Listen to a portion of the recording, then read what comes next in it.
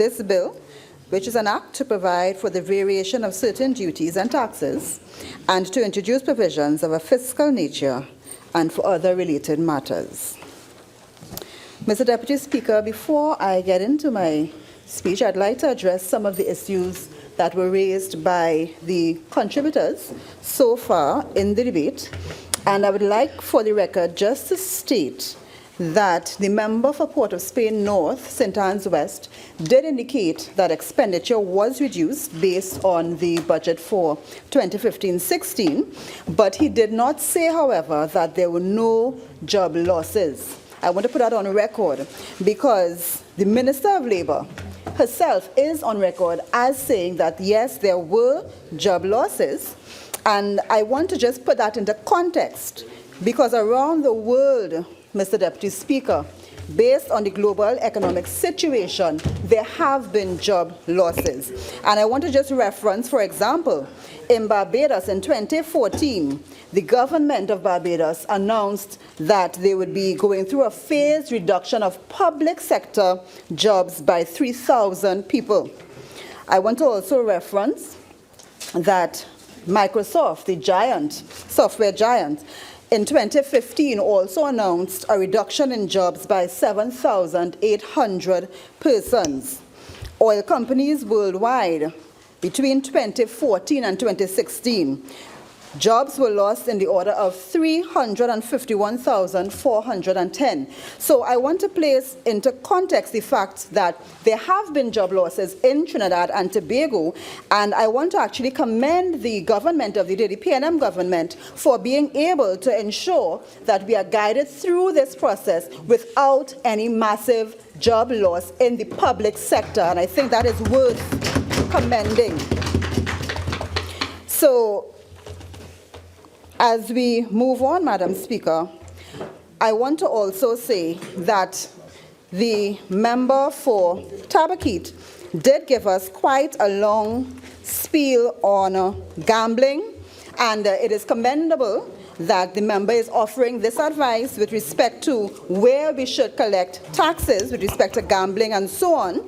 And I just want for the record to state that this situation has not started in September 2015. It is something that has been ongoing, and while we appreciate the advice, I want to state that this issue of the online purchase tax, which he juxtaposed against collection of revenue from Chinese restaurants with machines, that comparison is really apples and oranges, because in one instance we are speaking about simple collection of taxes, in another instance we are speaking about a process which can help not only to aid in the collection of taxes, but can also help to assist our local manufacturers and service companies to be competitive with respect to overshore and overseas retailers. So, Madam Speaker, if I want, at this point, I'd like to go into the body of the contribution, and this really is dealing, and I want to focus on this aspect of the bill before us, the online purchase tax. And this, of course, is the 7% that will be levied on online purchases of goods and services from retail companies resident overseas, and it's intended to, among other things, assist local manufacturers and service companies to compete with overseas retailers. Mr. Deputy Speaker, there are various views on this, and we've heard from the other side that this is a punitive measure and so on, but I want to just emphasize again, because it bears repeating, because I've heard it repeated on the other side twice now, that there are exemptions to this tax. And those exemptions are important to mention because a lot was said about small importers and the disadvantage that they will be experiencing based on this tax. But I heard the Minister of Finance say it, member for Diego Martin Northeast. I heard the member for Port of Spain North, St. Anne's West also reference it. And I'm going to reference it as well, Mr. Deputy Speaker, to ensure that the public understands that goods for company, for trade purposes, are exempt from the 7% online purchase tax. So small businesses have no need to fear, and they are not going to crumble if they are importing by air in order to sell their goods. And, I think it's disingenuous for the other side to stand and to say it over and over again when it has been said from the beginning that they are exempt. So small importers, you need not fear, because the tax is not meant at all in any way to crumble your business or to protect big business. And the member for Tabakeet, I think, raised, or no, it may have been the member for Caroni Central, raised the point about small persons who may not have incorporated a company. Mr. Deputy Speaker, it is not so difficult to incorporate a company that one should not ensure that when you're opening a business, you go the right way. And I don't think it is right for us as parliamentarians in the highest court of the land to condone that type of operation. It is the right way to open a company, incorporate your company, and therefore you would not have a problem with this online purchase tax. The other category that is exempt from this tax are the non-commercial goods sent from one person to another.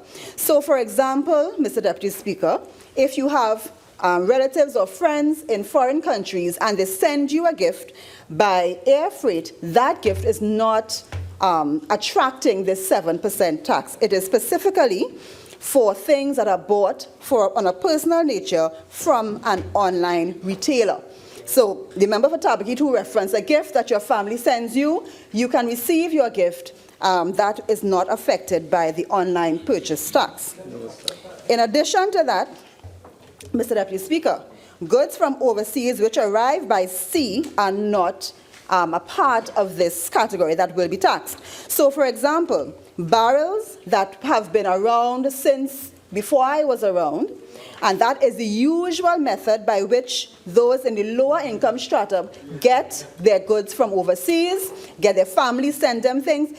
Mr. Deputy Speaker, I myself visited the States last year, and I myself sent a barrel down, and I'm glad to know that when I do that again, it will not attract the online purchase tax. That is the method by which the lower income strata gets most of their supplies from overseas, and that has not been a part of the online purchase tax. So therefore we see that contrary to what has been said, the P&M is ensuring that they protect the lower income earners and ensure that they are not affected by this. Mr. Deputy Speaker, when we look at it, after we have cleared all the exemptions now, we can therefore look and focus on the fact that the opportunity is there for local, small and medium enterprises, SMEs, to be able to benefit from this intervention, because what it does is make shopping online less competitive. And so, far from killing them off, as we have been hearing, it actually gives them a window of opportunity to be more competitive and to compete more successfully for the local dollar. Now, I think it's important for us to think about what are the facts with respect to online shopping locally. Now, in 2014, the central bank revealed, in 2014, at that time, that US $1 billion was spent in Trinidad and Tobago in online shopping between 2012 and 2014. So over that 2-year period, the central bank revealed $1 billion. So that must have increased by now. In 2015, the top 5 items bought in Trinidad and Tobago were through online shopping: clothes, electronics, carnival accessories, cosmetics, and kitchen appliances and gadgets. Mr. Deputy Speaker, none of these are essential items. They are all luxury items. I heard the member for Tabakeet reference that the small man will be affected by having to pay more to get these items. And I wonder, Mr. Deputy Speaker, if the member for Tabakeet has lost touch with what the small man is. Because, as far as I know, the small man does not shop online for clothes, electronics, carnival accessories, cosmetics, or kitchen appliances and gadgets. We have to be careful when we say these things and bandy these things about, because we really are doing the country a disservice when we say them. So there are no essential items that are bought online through online shopping and online electronic transactions. In 2016, the top sites patronized in Trinidad and Tobago to do online shopping transactions: Amazon, eBay, Forever 21.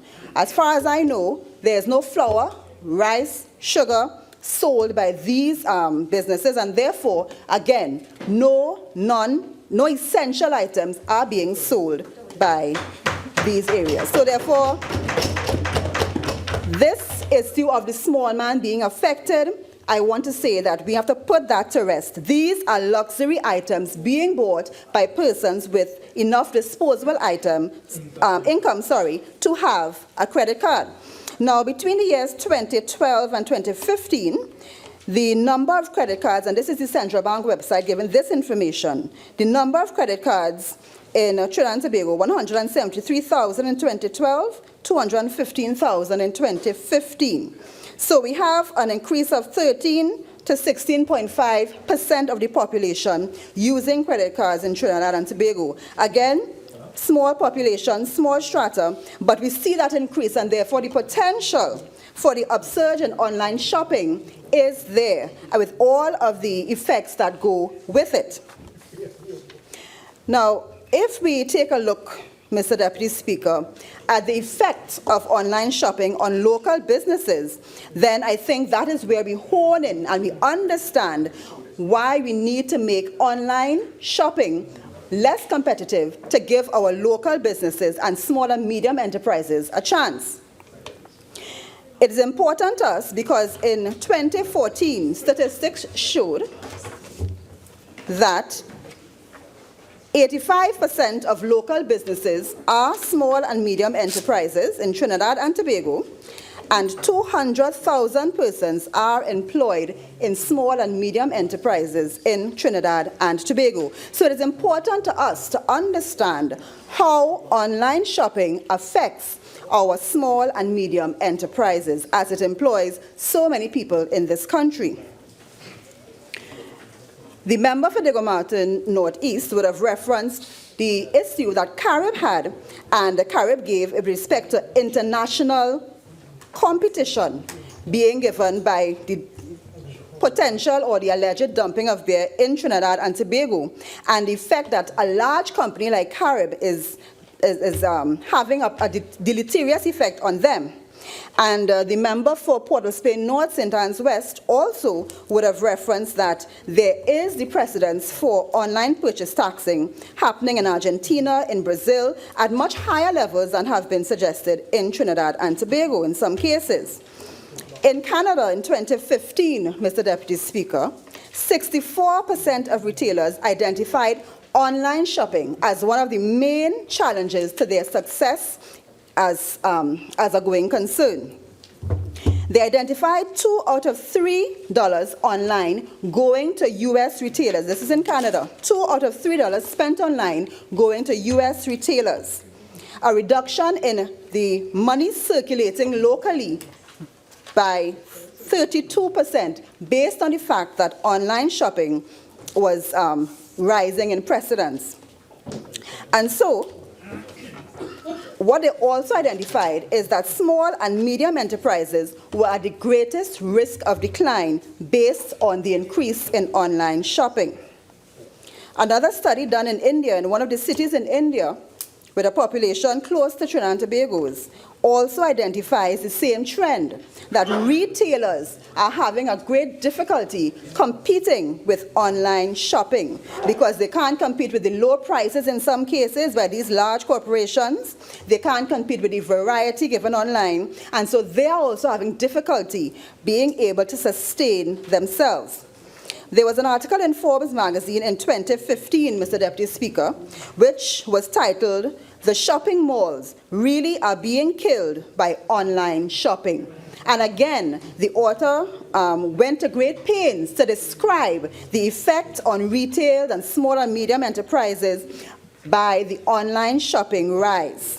In addition to that, there's a statistic I'd like to share coming from the Institute for Local Self-Reliance in 2012, which identified that when Amazon makes $1 million in sales, 1 job is provided, as opposed to a small and medium enterprise making $1 million in sales, providing 8 jobs. So again, that shows you the difference in what small and medium enterprises can do with respect to employment, and it highlights and really crystallizes the fact that we have to look very seriously at the effect of online shopping on our small and medium enterprises, which, as I referred to before, make up over 85% of all businesses in Trinidad and Tobago, which are approximately 20,000 in number, and which employ approximately 200,000 persons in this country, and contributes, as a matter of fact, approximately 30% of our GDP. So in Trinidad and Tobago, we have micro, small, and medium enterprises, employing people from between 1 and 5, which is micro, 6 and 25, which is small, and 26 to 50, which would qualify to be a medium enterprise. And those small and medium enterprises, their success is critical to the economic success of Trinidad and Tobago, and they offer certain advantages to the country. Small and medium enterprises are labor-intensive, as I just would have mentioned in the statistic. They require more people to be employed in order to produce this service, and they provide jobs for the vulnerable in society. So more women, more young people are employed in small and medium enterprises. They are less import dependent because they use local raw material, and therefore they assist in conserving foreign exchange. The small and medium enterprises also have lower overheads and can supply, in some cases, cheaper goods, but it's difficult for them to compete with large retail chains. They stimulate economic activity, and they offer greater job security, as they usually have greater wage flexibility. And they also give a higher productivity to the nation. And so these small and medium enterprises, very important to our country, and are very much affected by the rise in online shopping. And we've seen case studies which show that this is a true trend. In Canada, 69% of Canadians in one study indicated that they prefer to shop Canadian. And I want to just bring this quote, which was given. Canadians are increasingly aware of the power their spending exerts on the economy. I want to repeat that, Mr. Deputy Speaker. Canadians are increasingly aware of the power their spending exerts on the economy. And I want to submit that this is necessary for Trinidad and Tobago. We have to become aware of the power that our spending exerts on our economy and our responsibility in this regard. Now, why do people shop online? Mainly, they shop for convenience. They don't have to go through the traffic to get to the store. The store is open 24/7 online. It's less hassle to purchase the things that they want. They also talk about the price. Sometimes you get cheaper things online. And the availability of goods. You can have different brands that you prefer. The quality in those brands may be what you would prefer. And the variety, you may get a wider variety when you shop. And so if we are saying that these are the things that our shoppers are looking for, but if we allow online shopping to proceed without putting any type of brakes on it, what it can actually do is erode our own small and medium enterprises. Then what we have to look at this online purchase tax as is an opportunity for our local businesses, our local small and medium enterprises, which make up 85% of all businesses in our country. They have an opportunity now to step up. We have a local audience who is now accustomed to a certain way of life and of living. And so now they have to think about how they increase their online presence, their responsiveness, the quality of the interface online, how regularly they are updating their catalogs and so on. They have to look at their delivery efficiency and consistency, because when you shop online, your goods get delivered. So that's another opportunity for local small and medium enterprises. And also, it's an opportunity for them to look at their pricing to make it more realistic, because we all know that there are quite a number of price gougers out there, and that would need to stop if they want to be competitive. Because if they are not, what we can simply see happening is people continuing to shop online, which will be down to bringing the revenue from this online shopping very much in line with what the Minister of Finance is predicting. So the local small and medium enterprise industry has to look at how they provide the service to the level of customer that they want to attract. And it's also an opportunity for creating more jobs in the delivery and the service industry, for web designers to assist now with the small and medium enterprises in making their online presence stronger, and also in online support services to ensure that you have the responsiveness that every one of us likes to have when we shop online. And in addition to that, what it will do is allow our local small and medium enterprises to grow, because once they get their presence online, now their market is global, and we can look to the region to see what type of support you can get. So there may be more regional interest in our local stores if they have a stronger online presence and are able to attract this. So, Mr. Deputy Speaker, the future of shopping is digital. And I think that is not something that can be easily rolled back. We have come to that, and I don't think we are going to move from it. And so, this online purchase tax creates an opportunity. Instead of looking at it as a punitive measure for consumers, we have to look at it as a measure that creates an opportunity for our local small and medium enterprises to become more competitive, which redounds to their benefit within the region as well as within the country. The Ministry of Finance and the Minister of Finance, I want to commend you publicly, because this move actually supports our local entrepreneurs and business owners, far from trying to kill them off. It is a measure that gives them an added measure of competition, and now what they have to do is to rise to the occasion, move into the vacuum that is created, because it's a small window. And if they do not take advantage of it, what we can see happening is simply that the government will make more revenue from online purchase tax. So they have a window of opportunity. They need to rise into it, make your online presence stronger, and we have everything that we need. All that we do not have is the will. And now the government has afforded a head start.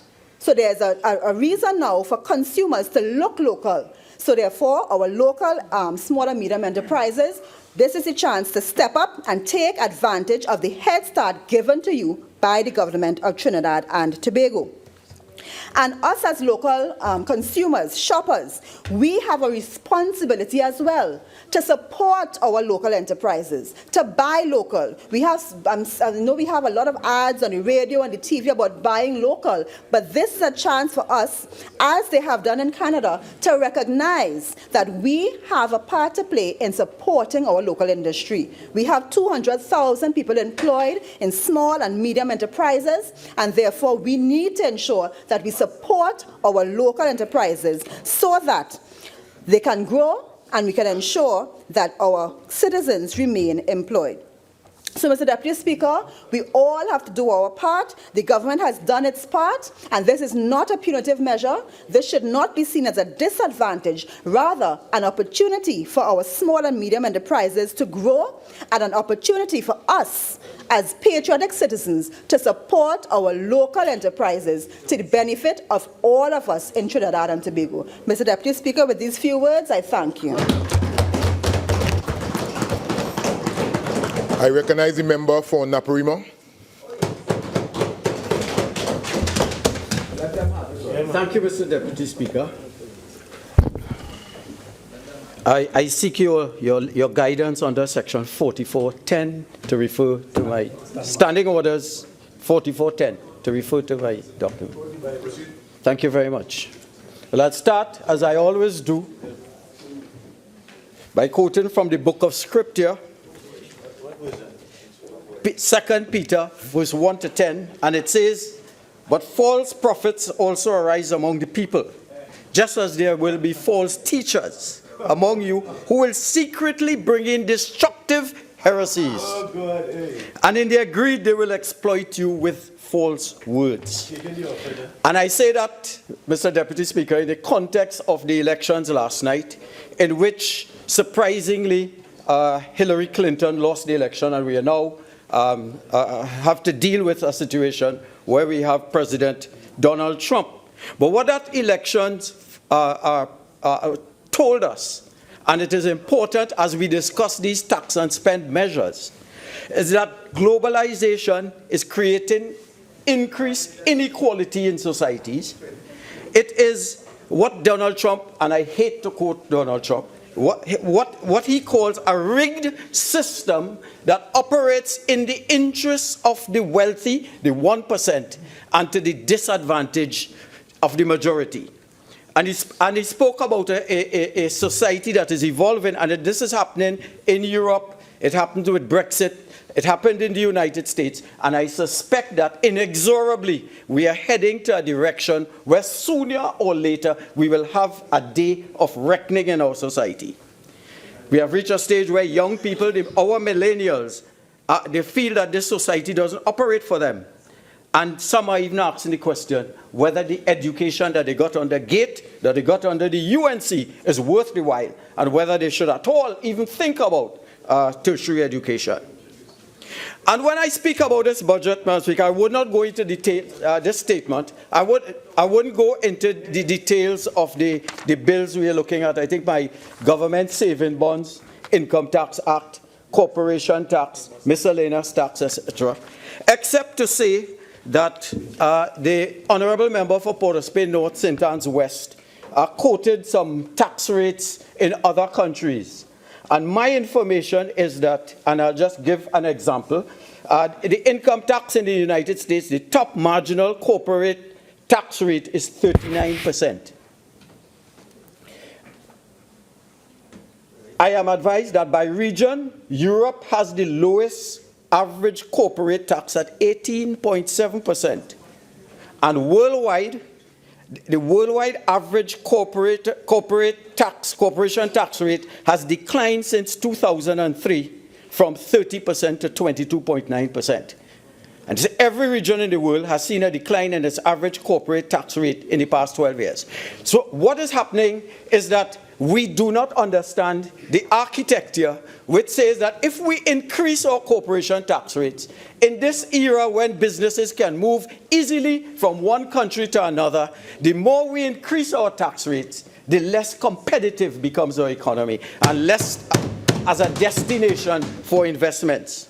But you see, a government that is tied to tax and tax and tax would not see the architecture of what the implications of and how the tax rate relates to what they're doing.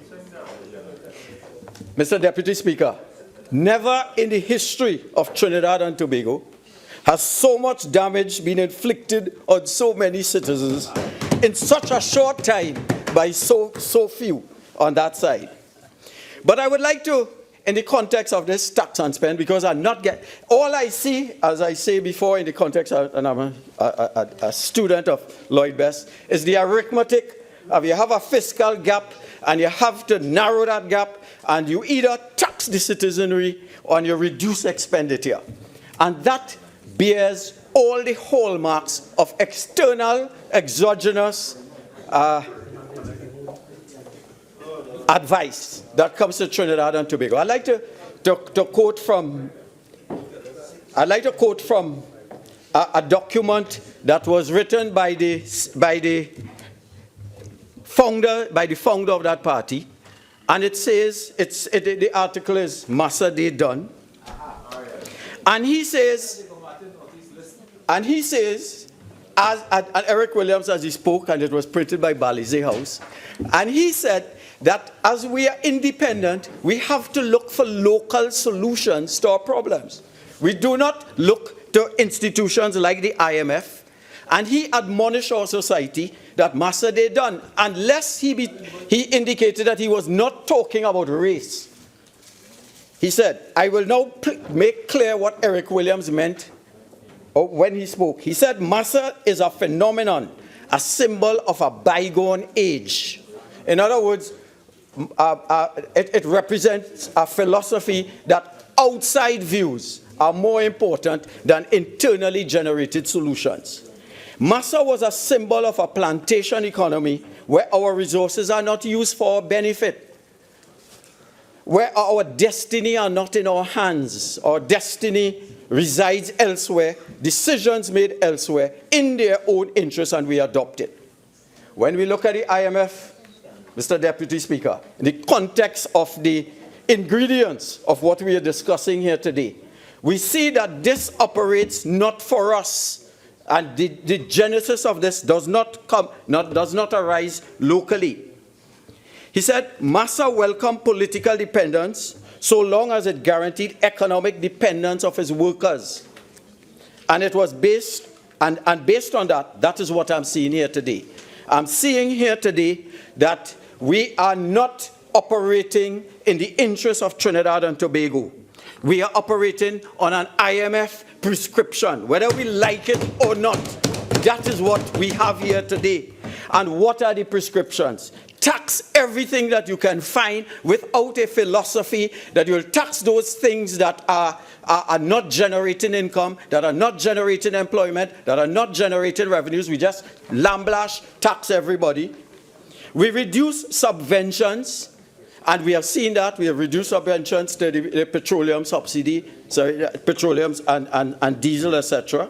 We see that in the reduction of poverty reduction initiatives and the food cards. And they boast about the food cards. They come here and boast about the food cards. And say we have cleaned the list. And I said it previously, my constituents are telling me I'm not going to put myself up to the humiliation of being told that they will not get it because they come from a UNC constituency like Naparima. So they don't even apply to put their names on the list to get a food card. And those, my friends opposite, interpret that somehow they did not exist. They are ghosts, and therefore they have cleaned the list and there was corruption and mismanagement. And IMF operates on short-term macroeconomic adjustments by reducing expenditure and closing the fiscal gap. Essentially, it is about not respecting the people of Trinidad and Tobago and the talents of our citizenry. I recall decades ago in A-level, we used to be discussing the same kinds of issues that we are confronted here. And the same kind of solution, then we were only 18 years old in Naparima College. And we are talking about increased taxes and cut expenditure. And you come today, decades after, half a century after, and you find the same prescription, not an iota of change. And they try to fool us that we are not dealing with the IMF.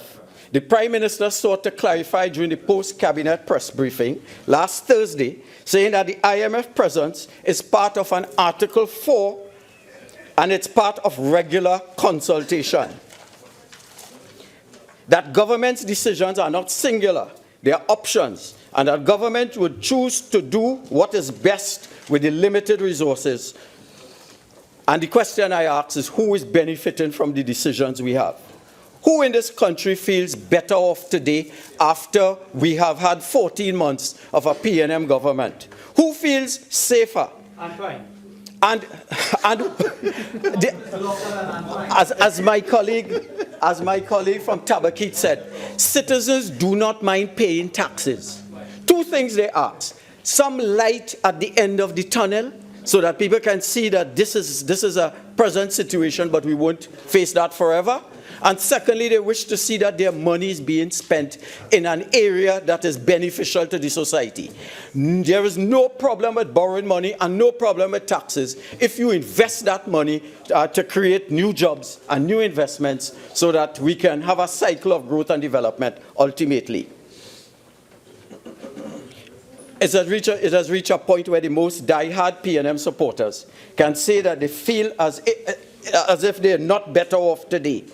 And I believe that people are going to send a message shortly to this government very soon to come off their high horse, to talk to the population, to consult with us. Let us know what are the measures, why the measures, and how are they going to ultimately benefit the society. For example, if you are going to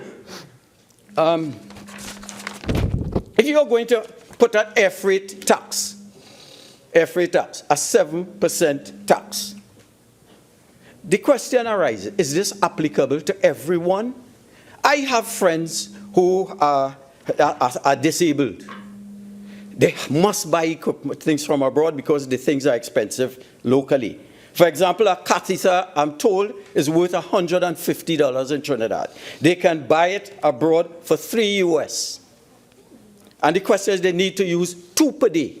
In the absence of medical equipment in the hospitals in Trinidad and Tobago, are you going to punish citizens if they use their brain that God gave them to find a way to get access to the medicines that they need to ensure their health? But you're going to tax that and without a context and without an architecture to say how the thing is going to help us. But our citizens are constantly worried. And they keep asking themselves, what will be cut next? And which new tax will be added? There is a fear, Mr. Deputy Speaker, that the next announcement would be that the IMF is actually in charge of Trinidad and Tobago. And I want to remind the Minister of Finance, I want to tell him in no uncertain terms that massa de done. And we will not allow them to take our nation back to the state of dependency. We will not allow them to sell our destiny for 30 pieces of silver. We will not accept an offer of 0, 0, 0. And Trinidad and Tobago will not allow this minister to continue to talk down to the nation, to laugh at the rising cost of living, to laugh with his friends about our misfortune. And the people of Trinidad and Tobago will send a message soon. And just in case they are under any delusions, I wish to let them know the state of the economy is one of the primary concerns of all the citizens of Trinidad and Tobago. They look to the government for a plan. They want to be reassured that the policies being put in place would not lead or would lead them out of a recession and into sustainable development. But there's no reassurance. Every time the Minister of Finance gets up to speak, the country goes into panic mode. Groceries and gas stations are filled with people. It is the same reaction we see when there's a natural disaster. When the Minister of Finance gets up to speak to this House, the country responds as if a hurricane is coming. So we told them at the election that those on that side, they have no plan. We told the country during the election that they did not have a plan.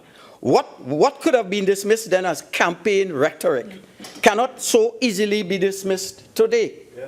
The country is seeing for itself, they're feeling the brunt of being rudderless, floating dangerously close to IMF waters. When we look at their manifesto, primarily made up of pictures and catchphrases, and where they did try to offer something resembling a plan, it was vague. There were no timelines, there were no targets, and there were no measurements. All these are elements of a plan, specific, measurable, attainable, measurable, etc. And we have to assume in the absence of any facts or evidence to the contrary that this is another element of a hodgepodge tax measure to get revenues in order to facilitate the expenditures that they have indicated to us. It is piecemeal. It is vai-ki-vai. It is nonsensical.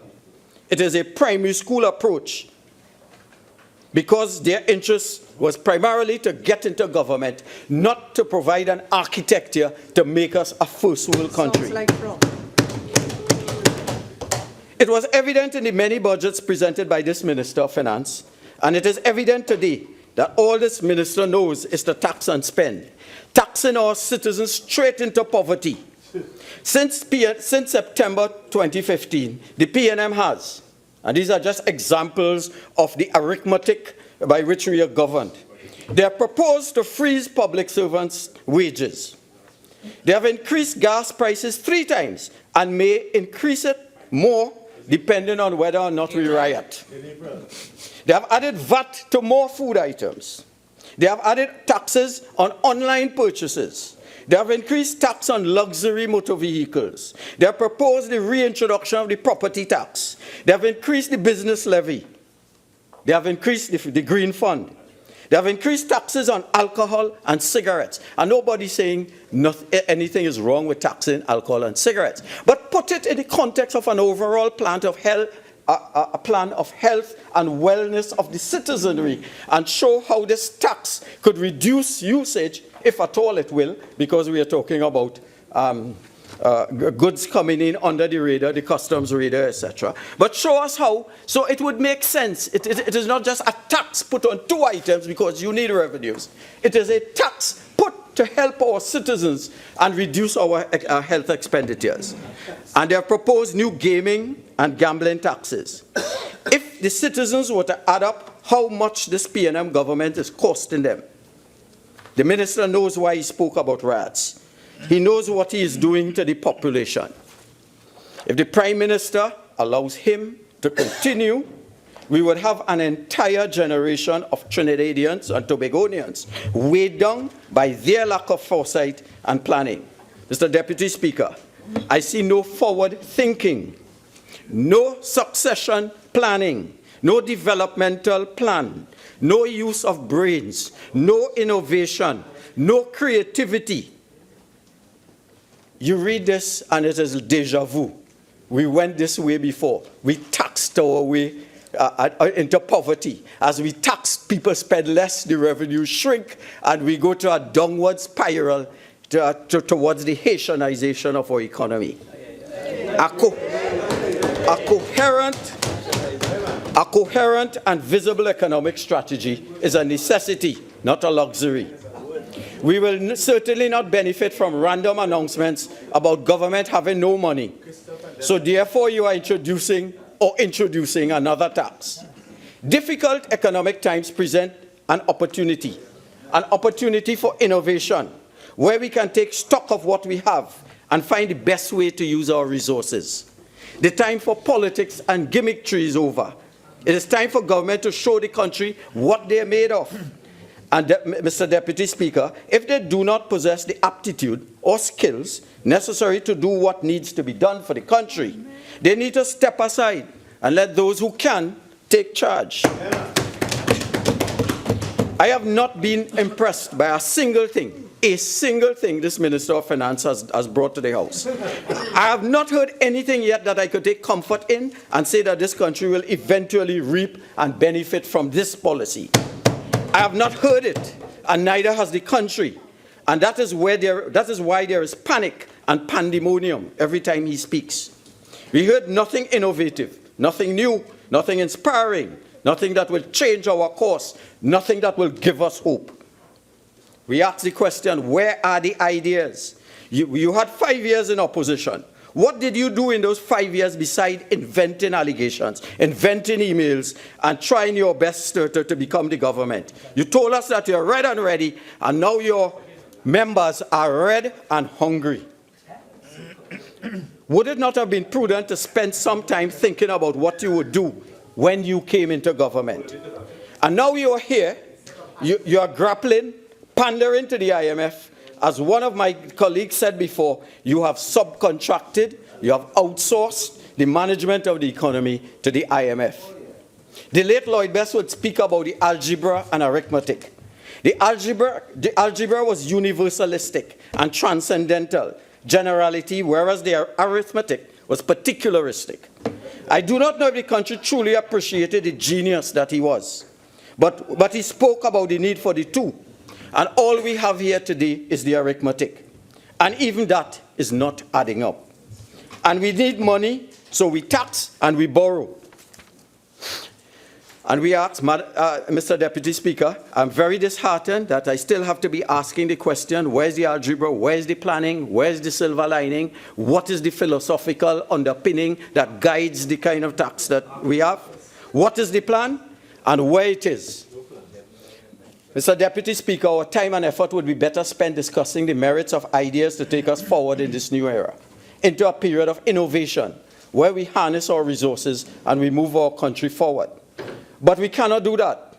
We have scrap paper here before us, not an idea in sight coming from the government bench, not a single contribution worthy of intelligent intellectual discussion. What is your plan for the workforce, for the well-educated, and underemployed citizenry?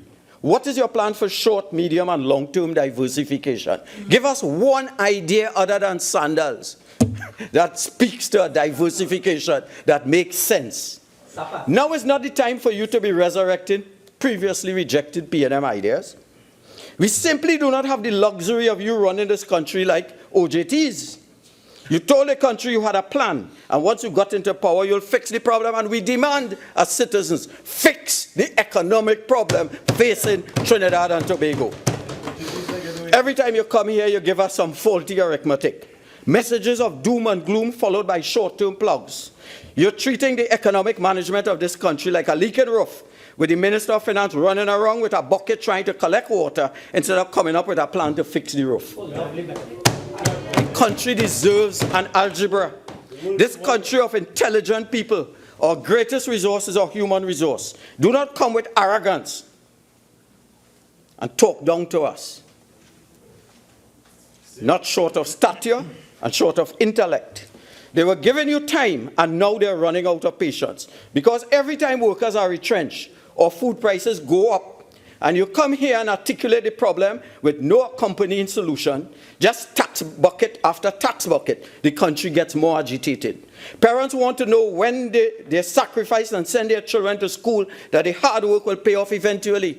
My parents sacrificed because Eric Williams, the great founder of this nation, who I say would come on this side if he were to be resurrected today.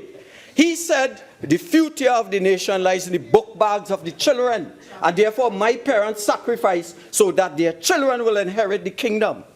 But what today parents came from Reform Village, Sanatan Dharma Mahasawa. That school is among the top 10 schools in Trinidad and Tobago based on performance, academic performance, on standardized tests. And there is a big school, a $15 million school standing at the side, 90% complete. And the government is taxing and standing up there and allowing that school not to be completed. 6 months ago, work has stopped on that school because they're doing an audit on that side. Well, for heaven's sake, if you're doing an audit, get a quantity surveyor to estimate the work done and pay the contractor so he can finish the school so that the children and the future leaders of this country can get an education. So they will not be stuck using IMF prescriptions. They can use their own brain. And Mr. Deputy Speaker, if you go right now and download IMF policies and give it to any sixth form class, Queen's Royal College, Naparima College, and Stevens Co. in Hamilton. Put them together in a room and they'll come up for free with a plan better than the expensive IMF plan prescription that they want to follow. Trust us. Trust us. We are intelligent. We're bright. We went to school like everybody else in the world. The Minister of Finance went to the University of Manchester, and I'm sure he did great service to the intellect of to show the British society what Trinidad can achieve. Well, we hope so. If he did that, we all can hold our heads high when we go abroad. But when our government comes, because they do not have a plan, they run to the IMF. And those are second-rate students in there. They are not the best and the brightest in the first world in the IMF. And they come and lecture to us, and we ignore the talents in Trinidad and Tobago. I heard the Prime Minister telling the country that paying taxes is patriotic, and that if you have to pay a property tax, you should be proud because you have a home.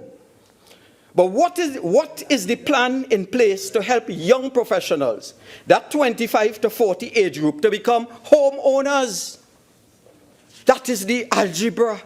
You see, you give us the arithmetic with the property tax. No problem with that. The algebra would be the plan to increase home owning among that group. And again, that is missing. You come here and you ask me, a big man, to sit down and approve a tax of wherever it is. So to fill your getting, to spend and waste. And we have a citizen that crying for leadership and crying for vision. You don't tell me that about Japanese coming to invest. I went paid by the Japanese government to Tokyo 4 years ago. And I went to Mitsubishi Chemicals head office. And they did speak about helping us diversify our economy once they got the Mitsubishi plant constructed. So don't come and tell me years after without giving credit to Kamala Prasad-Bisasa and her government. We laid the foundation. We don't want tanks. We just want you to use the ideas in the interest of the citizenry of Trinidad and Tobago. The People's Partnership had a plan to make Trinidad and Tobago a home-owning democracy because we understand the importance of this. We understand the algebra. The minister could find it on page 58 of our manifesto. Look, we're giving you advice, free advice, a roadmap. You could thief the idea and don't give us credit. We don't care. Stop giving us buzzwords and 10-point plans, not even worth the paper they're printed on. Tell us your economic development strategy. How are these taxes part of our overall development plan? How will they create jobs? How will they improve the lives of the citizenry? Show us how you plan to improve the skills of the workforce or reduce the cost of doing business and thereby boosting investment. That is what we want. We pass the stage of come here and sit down and pass tax, increase tax, tax everything. Taxing weave and all. If the member for Love until West will hear and find out if there's a VAT on weave. Weave. Mr. Deputy Speaker, you can see I have a lot of questions and very little hope any of them would be answered. Government speaker after speaker will come and tell us the People Partnership did this. They had ghosts. Well, for heaven's sake, if you have a ghost, get in them, lock them up. But don't come here with inadequate evidence and unthought of ideas and pass it off as facts. Edward Eric Williams spoke about, he said, this pack of benighted idiots, this band of obscurantist politicians, this holy, unholy alliance of egregious individuals who only come every night and read a book, one book, and they come nincompoops that they are, think they can pick up any old book the day before a debate in the Legislative Council and pull a fast one. I'm speaking about Eric Williams. Massa Day Done, page 1, printed by Balize House, 90 Frederick Street, Port of Spain. Speaking about An uninspiring and uninspired bunch. But I want what is best for my country. This is important to me. And I hope that they would reflect on the concerns of the nation and act together. The IMF in Trinidad. The Minister of Finance was quoted in the post-cabinet press briefing in April as having said, the IMF and the World Bank will help Trinidad and Tobago come up with a new fiscal regime for the oil and gas sector. I don't know if the Minister is aware of the IMF's track record in developing countries. He simply had to look into our region to know what is the problem, and he should proceed with extreme caution. But instead, he has invited the IMF World Bank team to help rewrite the rules governing the Heritage and Stabilization Fund. He has invited them to review government expenditure and provide an update as to whether the government is getting value for monies being spent. And he's invited them to advise on appropriate foreign exchange policy and a number of other fiscal and monetary matters. I certainly hope. Honourable Member, your time has expired. You care to avail yourself of the additional 15? Thank you, sir. Proceed. I certainly hope, along with the rest of the nation, that the minister is proceeding with extreme caution. Don't take what they say because we have a massa complex. Because if we look at Jamaica and the IMF, we could ask the Center for Policy and Economic Research, which in 2011, in a paper examining the role of the IMF in Jamaica, had this to say. Jamaica's economic and social, and I'm quoting, Mr. Deputy Speaker, Jamaica's economic and social progress has suffered considerably from the burden of unsustainable debt. And that even after the debt restructuring of the 2010, this burden remains unsustainable and very damaging. It continues, pro-cyclical macroeconomic policies implemented under the auspices of the IMF have damaged Jamaica's recent and current economic prospects. They damage Jamaica and they damage in Trinidad and Tobago unless you keep an eye on the prescriptions that they give for us. It goes on to talk about how IMF policy focused on tax increases and large cuts in expenditure and why this exacerbated Jamaica's economic problems. They said the IMF program places particular emphasis on containing the wage bill.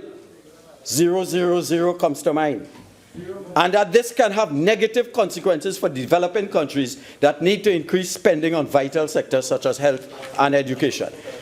Mr. Deputy Speaker, years ago, we were told by the IMF and the World Bank about comparative advantage, and we should get out of agriculture and concentrate on energy sector.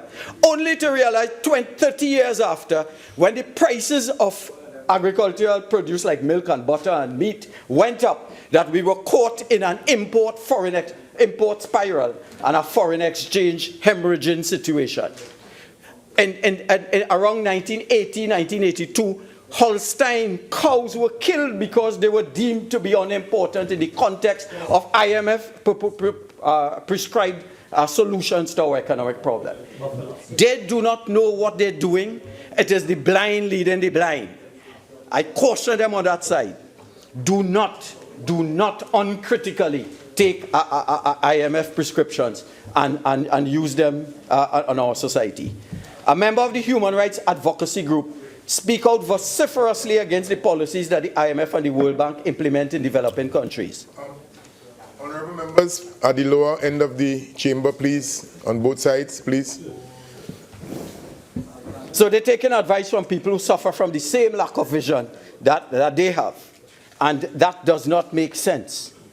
The IMF is certainly not invested in the best interests of Trinidad and Tobago. They are not interested in the plight of the average man. And one has to question where the minister stands as well. Dr. Henry described the move to seek IMF help as colonial. It seems as if we are going backwards instead of forwards. People are worried. They're worried about their jobs, about the cost of living, if they will be able to send their children to university. As a matter of fact, you have some considering now whether going to university makes sense. Mr. Deputy Speaker, I said in the debate on the SSA amendment, and as I will keep reminding this House, we are representatives of the people. We operate solely and only in their interest and to seek their welfare.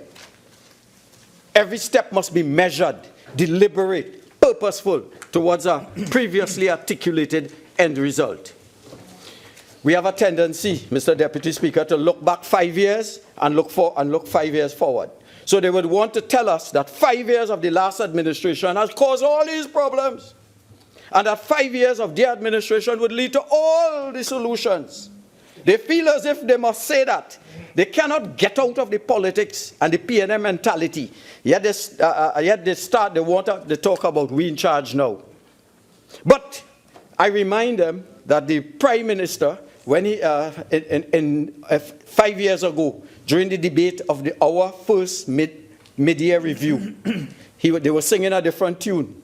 The Honourable Dr. Rowley, MP for Digo Martin West, had this to say, and I quote, he is telling us then, the government must take responsibility for the absence of confidence in Trinidad and Tobago today, and the outcome of that.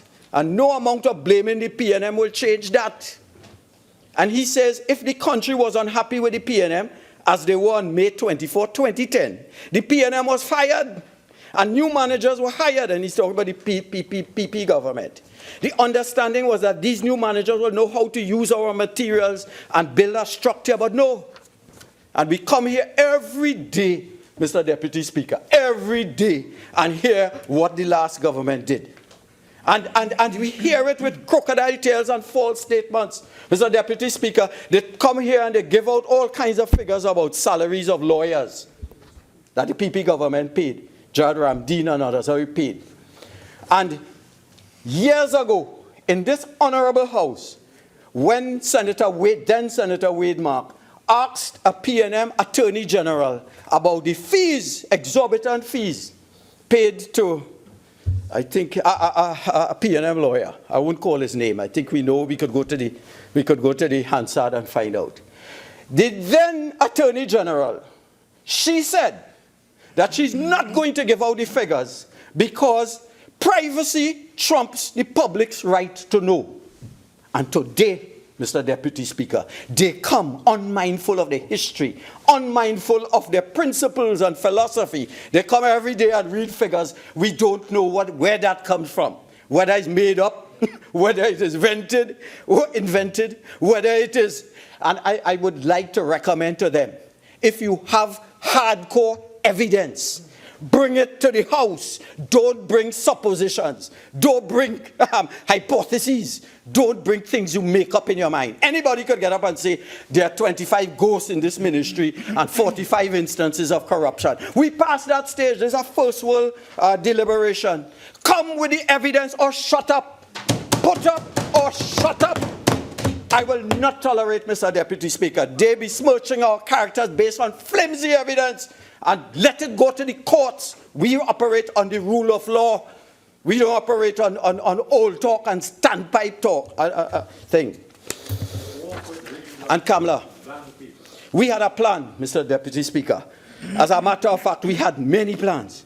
And if they had the sense, they would read it, but they don't read. They just come here and talk anything that comes to their head. We had a green economy. They're not even signing the climate change agreement. They're not ratifying it. Far less thinking about a vision. We're going to wake up one day, Mr. Deputy Speaker, and all those industries in Point Lisas will be declared obsolete. Because not only did we not ratify, we took no steps to upgrade the technology in those plants to make them consistent with the requirements for 2020. We talked about the silver economy.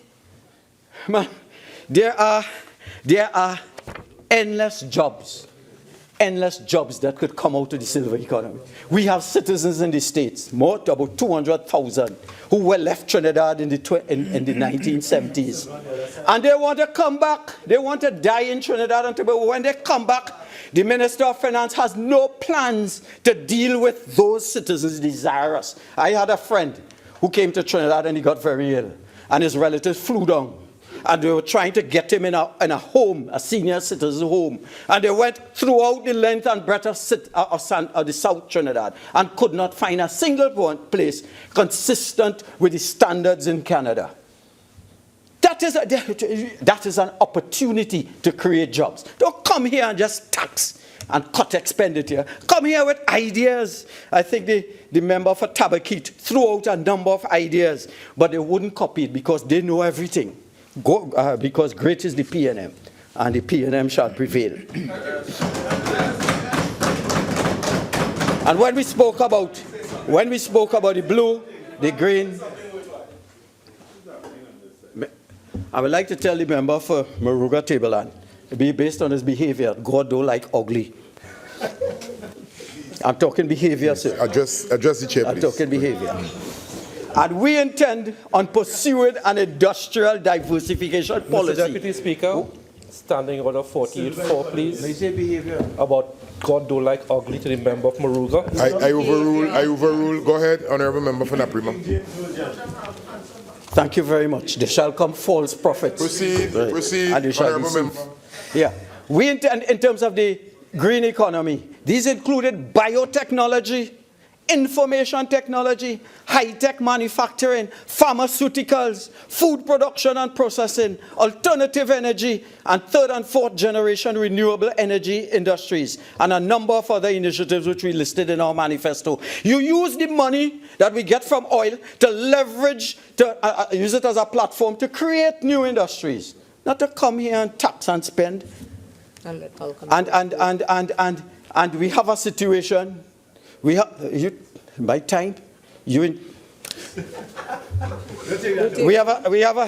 a situation. Yes, we have a situation where you feel safer with with Trevor says, and going into the health centers in Trinidad and Tobago. So it's empty promise after empty promise, tax after tax, pressure and more pressure. They never take the opportunity to report on the many consultations promised in the budget. In fact, no reports on any audit so far. Only things have gone to the courts and they seal names and all kinds of things. I'm just highlighting a pattern here for the benefit of the public. In their manifesto, they promised to establish an appropriate set of minimum wage rates. We have no update on that. They said they would have unemployment exchanges managed by regional corporations and a promise of better paying jobs. I don't know if any of this sounds familiar to the Minister of Finance.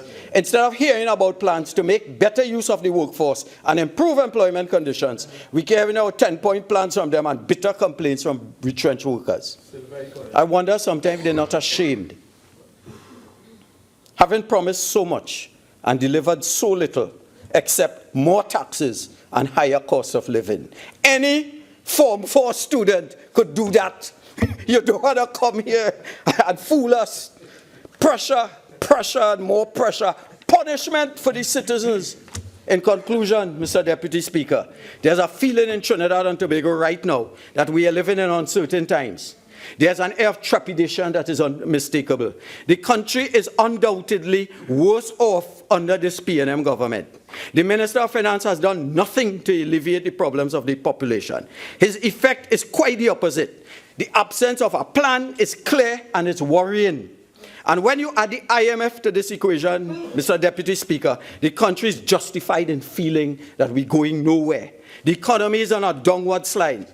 Citizens are faced with higher taxes, increased food prices, and fewer job opportunities. The words of Professor Jonathan Sachs. He says, a perfect storm is in the making. Financial uncertainty, economic downturn, government cuts, rising unemployment, and a future that looks less clear the more we try to fathom it. Mr. Deputy Speaker, heaven help us. Lord graciously help us, because we are led by a group of people who have no clue about what to do with this economy, and they're leading us to the road, down the road of eternal damnation. I thank you very much. I recognize the member for W. Mirror.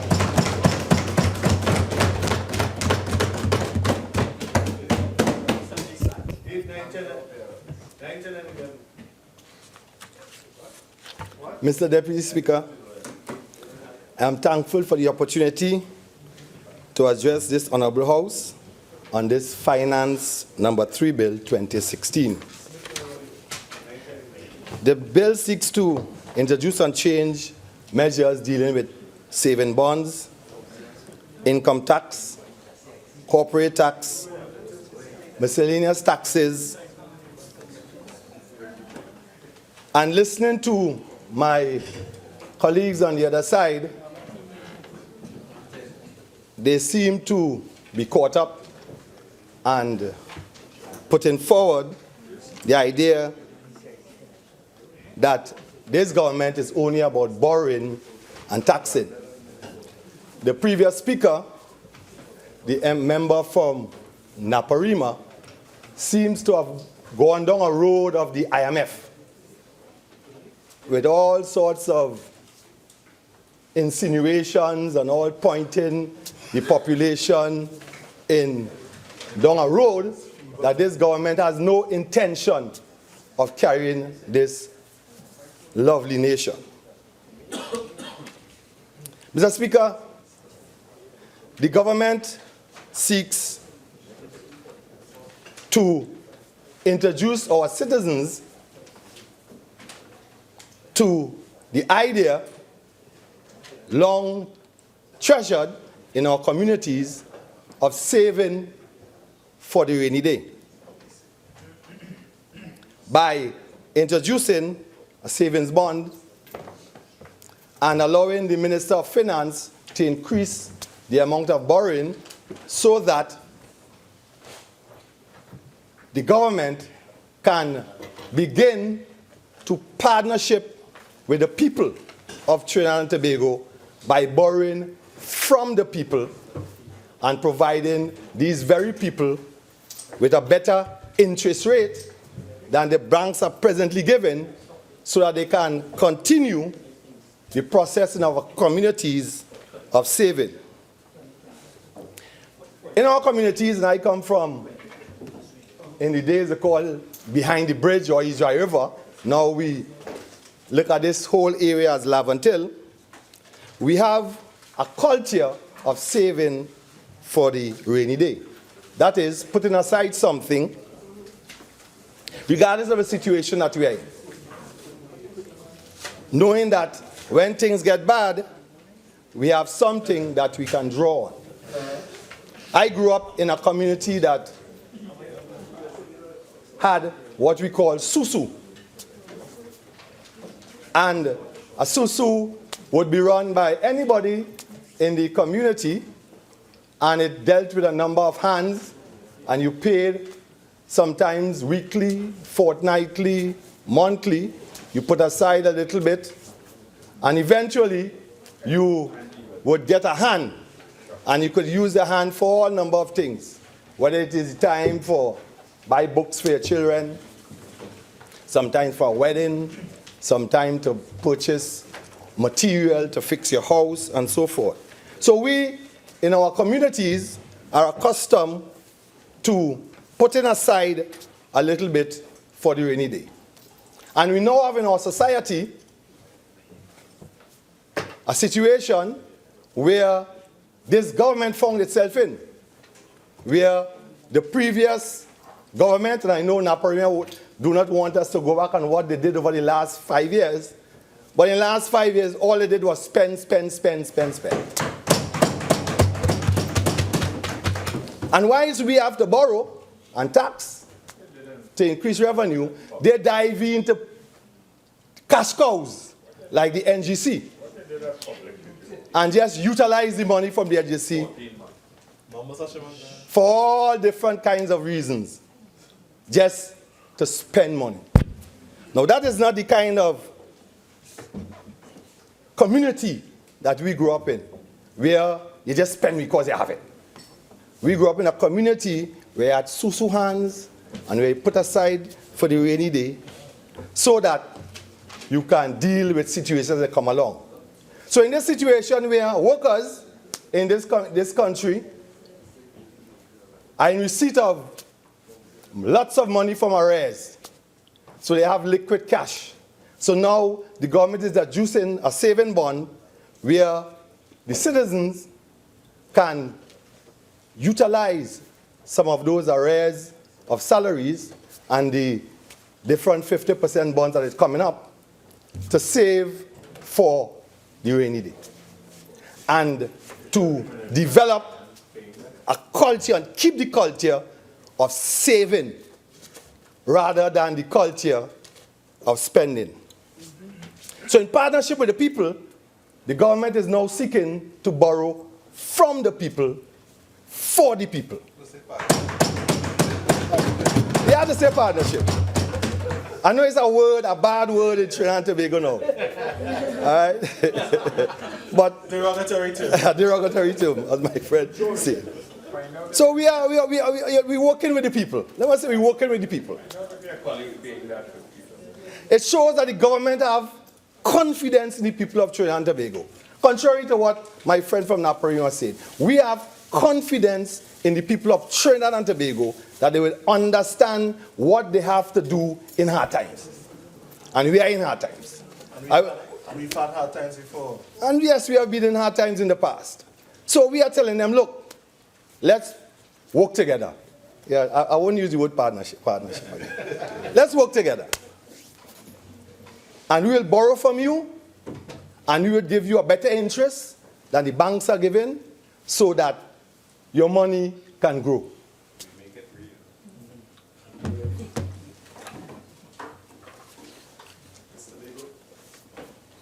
So, we are working with them. We are saving. Saving in terms of bonds. And the people have different options, whether the bonds is 3 years, 5 years, or 7 years. They will get different interests better than they're getting from the commercial banks, so that we can work together. So in terms of the saving bond, that's one area in which the government seeks to work with the people, for the people, and for the benefit of the country. Mr. Deputy Speaker, I would love to pay 30% of my earning in taxes. I would love to pay 30%. It would mean that I'm working for over $1 million a year. So I have no problem in having to pay, if that is ever the case, over 30% of my income in taxes. I would love it. It would be a great opportunity on my behalf. So in terms of the income tax, those who have more should pay more. Now, this government subsidizes a lot of things for citizens across the board. I recently held the post of Minister of Public Utilities. And in public utilities, especially in terms of water and sewage authority, government is subsidizing water and lights. Some of the lowest rates in the world. But that's across the board. Everybody is benefiting from the low water rates. Everybody. Those indigent, as well as those who make over $1 million a year. So therefore, if they have to pay a little more in taxes, benefiting from government's subventions, benefiting from what government is giving in terms of low rates, then it's just fair.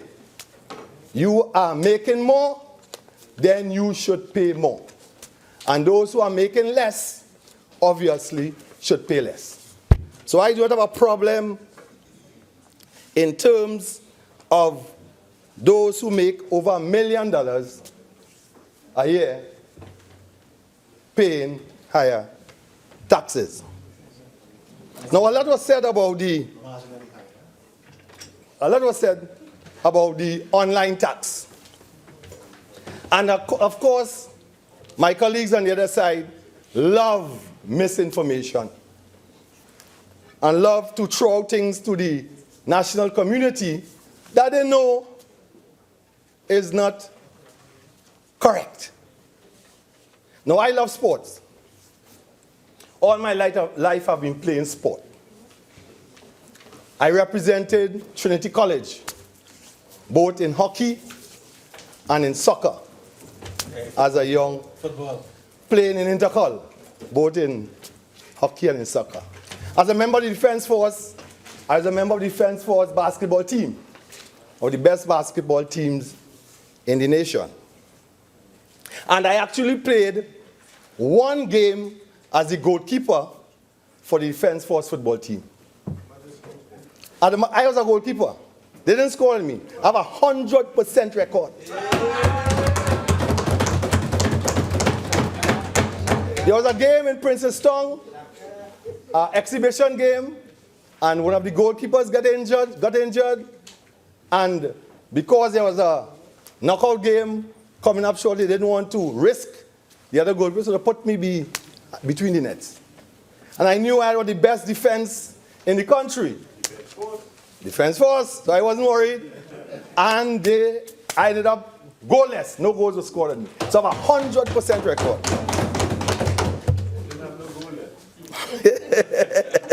They tried to score and make some good saves. Now, as I've gotten on in years, I have a watchdog. Pardon the pun, let me rephrase that. I have somebody who is very interested in my well-being and saying the fact that I am now accident prone. So my wife has, in a sense, banned me from playing basketball and soccer and so forth with younger people who tend to rough me up and injure me on the field. So I've taken to playing golf. I've taken to play, I can't take the roughing up again. So I play a game where I just hit the ball walk behind it, or when I do have time, I jump in a cart and I drive behind it. And my wife loves it. She comes along with me, especially when I was abroad, and she would drive the golf cart. She would drive the golf cart, and she would take pictures and so forth, and I would hit the ball and walk after it. Why am I saying this? No, my wife Members, please. Honorable members. I was hoping that you would have brought the game into the debate a little quicker. So please, members, please, go ahead. Why am I saying this? I say this because golf is an expensive game.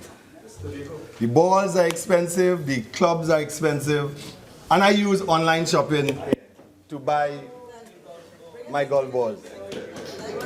Yeah.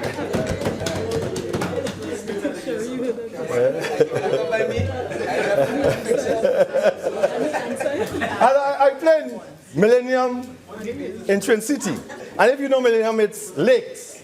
And you lose a lot of golf balls during the course of the day. And I use online shopping to buy my balls and to buy clubs, as the case may be, and all the different paraphernalia that goes with playing golf.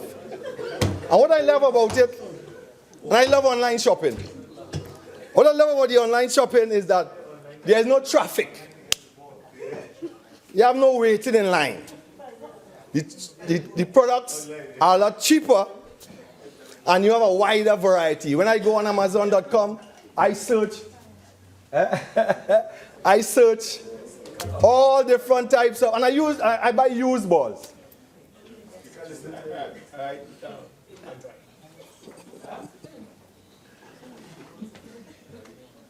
And I have a wide variety that I can choose from. And even though I shop online and I import these different items for the sports, it's cheaper than if I would go to the sporting goods store here in Trinidad and buy them.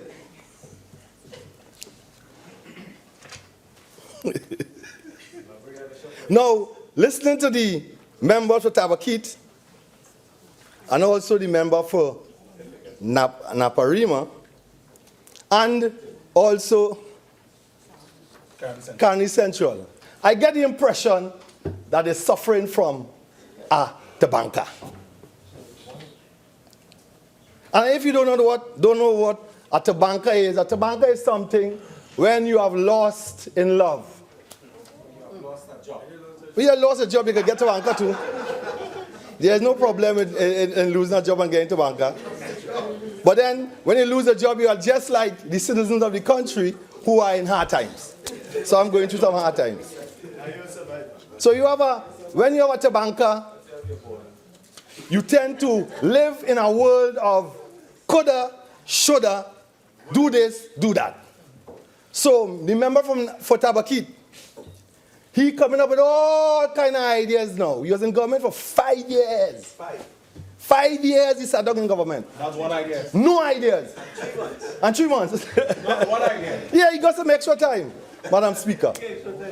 He got some extra time. No ideas. He wants to suddenly grow peppers for export. He wants to export thick furniture. Cocoa. But he didn't say who planted the thick forest. He said who are the ideas to plant the thick forest. So Trinidad and Tobago would have a product to make furniture from. He ain't talking about that. He ain't talking about that. But he want to export thick furniture. Suddenly he want to clamp down on roulette reels in restaurants and in all the different places. 5 years. After a survey of only two places. Two places, way down in south. Oh, I didn't think it was in central, it was down in south. One-arm bandit. Talk about one-arm bandit. There's nothing only 2-arm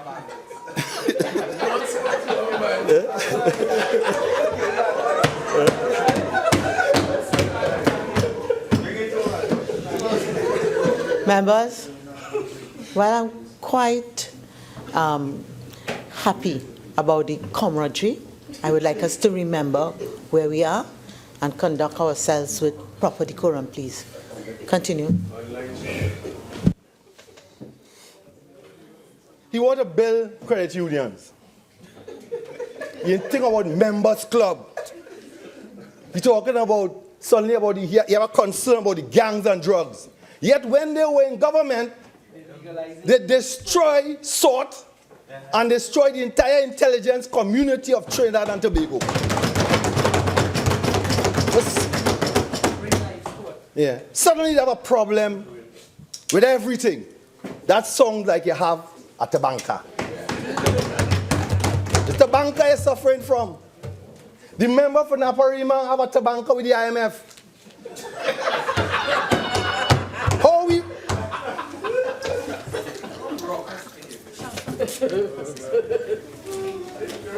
Members, please don't have me rise again for this type of behavior. Continue, please, member.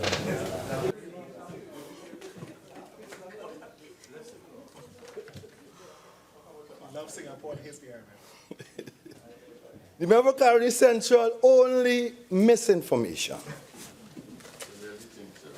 He's talking about, yes, he's trying to show he doesn't understand the fact that this tax, this online tax, is not on sea freight. We are not dealing with the diaspora who is sending barrels for their families back in Trinidad. I'm not dealing with that. We are dealing with online purchases. So we are not taxing the sea freight.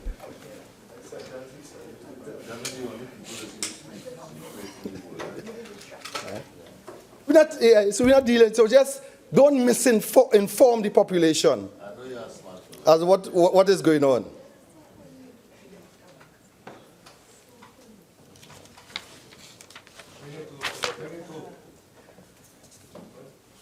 And they have all kind of ideas. Naparima full of ideas. He loves Singapore. He has a tabanka with the IMF. But he's not thinking about a vision that started off very good called Life Sport. A vision called Life Sport, where they wanted to take money and get it down to the young people and so forth in the community.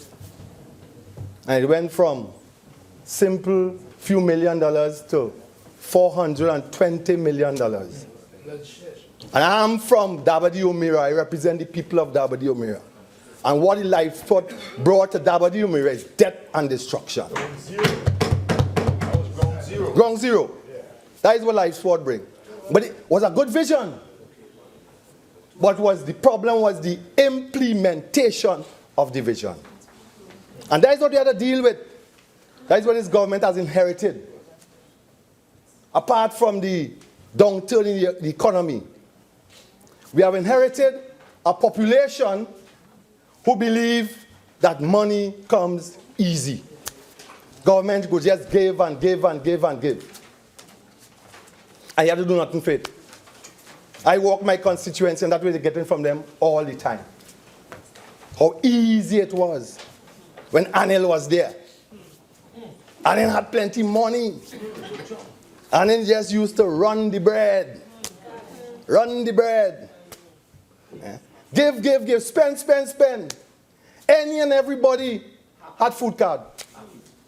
I hear about people who driving up in a Prado and using food card in the supermarket. And they say, when they're done using food card, then they pull out the credit card and buy the liquor. That is what we inherited. That's what we inherited in this country. And what we have to do is to bring the people back to reality. So we're telling them that we will give you a saving bond. So you don't want to spend all your money. Yeah, we're real. Yeah, making it real. Thank you for reminding me. We're making it real. Thank you for reminding me. We're making it real.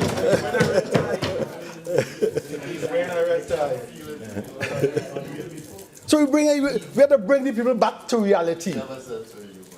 That they know when they get their raise, when they get their back pay, they don't just go and buy it on consumer goods. or just run and do online shopping, but that you can put some money in a saving bond, saving for the rainy day. Better than the susu, because the susu, it didn't get no interest. And plus the person who holding the susu used to take a portion. Tax. Thank you very much. Take a box. Box tax. Because it seems like tax is a bad word for my colleagues on the other side. But our people, we understand. We understand. Not really like it, we understand. It is necessary.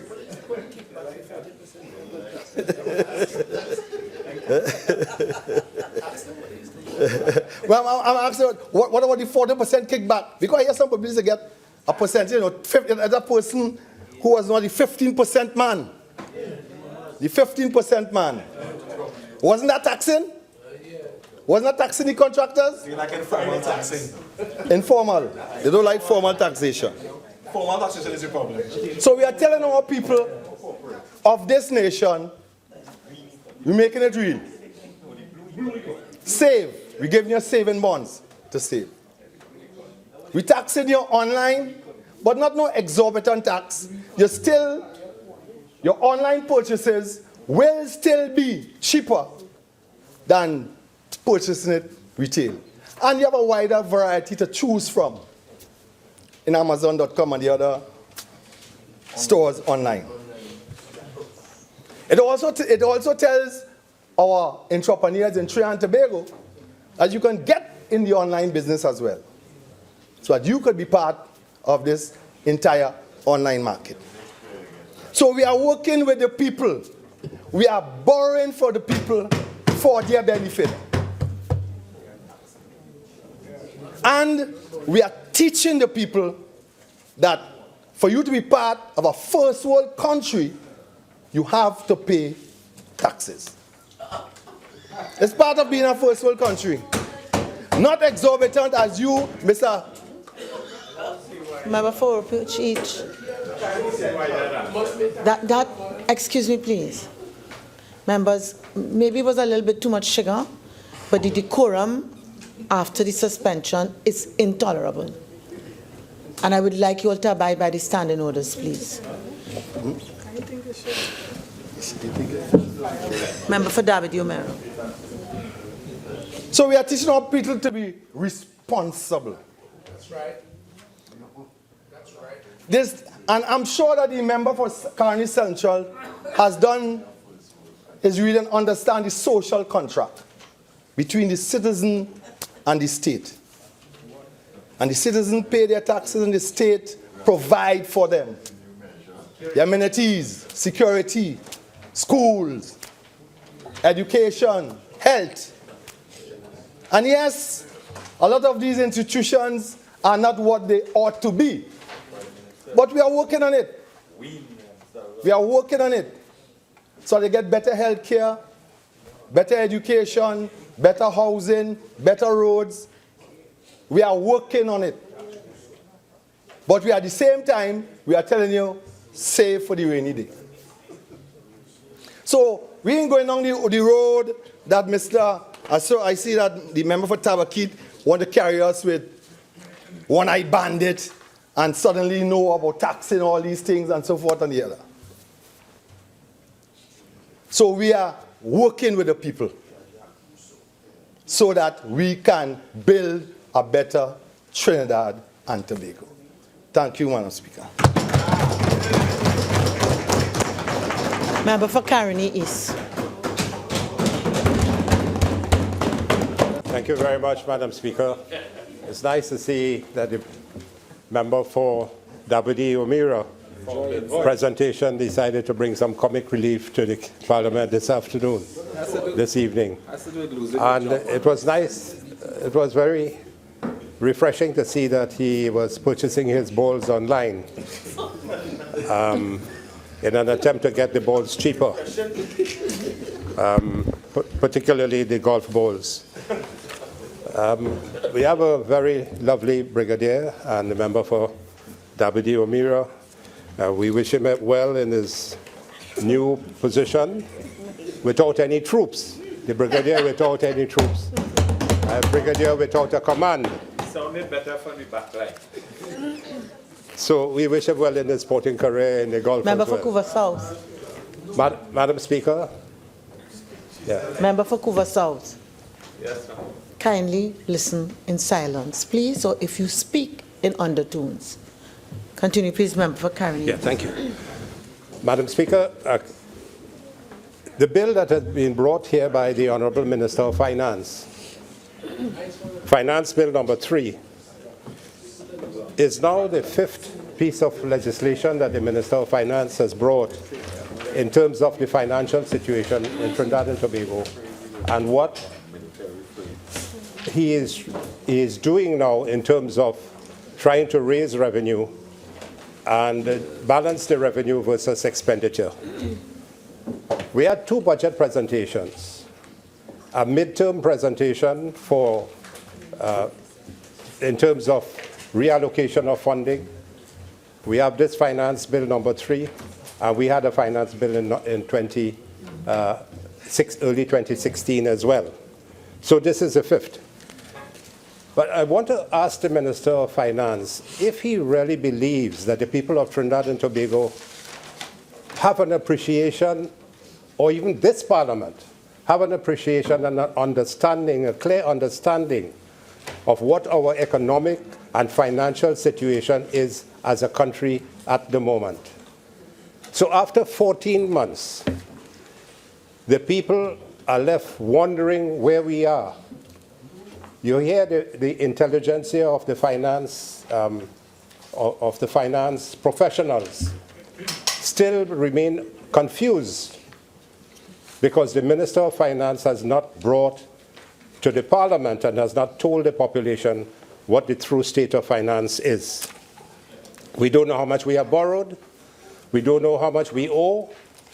We don't know what is the expenditure for 2016, the real expenditure, or the revised expenditure, and we don't know where we are going in 2016 to 2017. So the Honourable Minister of Finance falls woefully short of being a very capable and competent Minister of Finance. And I would remember when this minister used to be saying, when we had 2 former ministers of finance, Minister Dukaran and Minister Larry Hawaii, when he would call them OJT ministers. But I think the term now is very applicable to this present minister. And I will say why, pretty shortly, why I'm making this statement. So after 5 finance presentations to this Parliament, we are left not knowing where we really are. So what has he done? He has gone on to take the advice of the IMF, brought the IMF on a plane with him, organized a conference with IMF, and decides to go to the conference, and to impress the IMF, he tells the country 0, 0, 0 in terms of the negotiations that will take place. You cannot impress the IMF. Madam Speaker, the younger people in our population, to remember what we're debating, and if you could, I'm allowing you some leeway, but if you can tie your contribution to the matters that are before the Parliament, please. Yeah. I'm bringing the issue of the IMF in terms of the taxation, which the taxation that the minister is imposing now on 2 areas on the bill. And there are a number of young people in this country who do not understand the implications of when an IMF is in a country. It's jobs are lost, increased taxation. So the minister has been advised, and he has taken the advice, that we must have more taxation.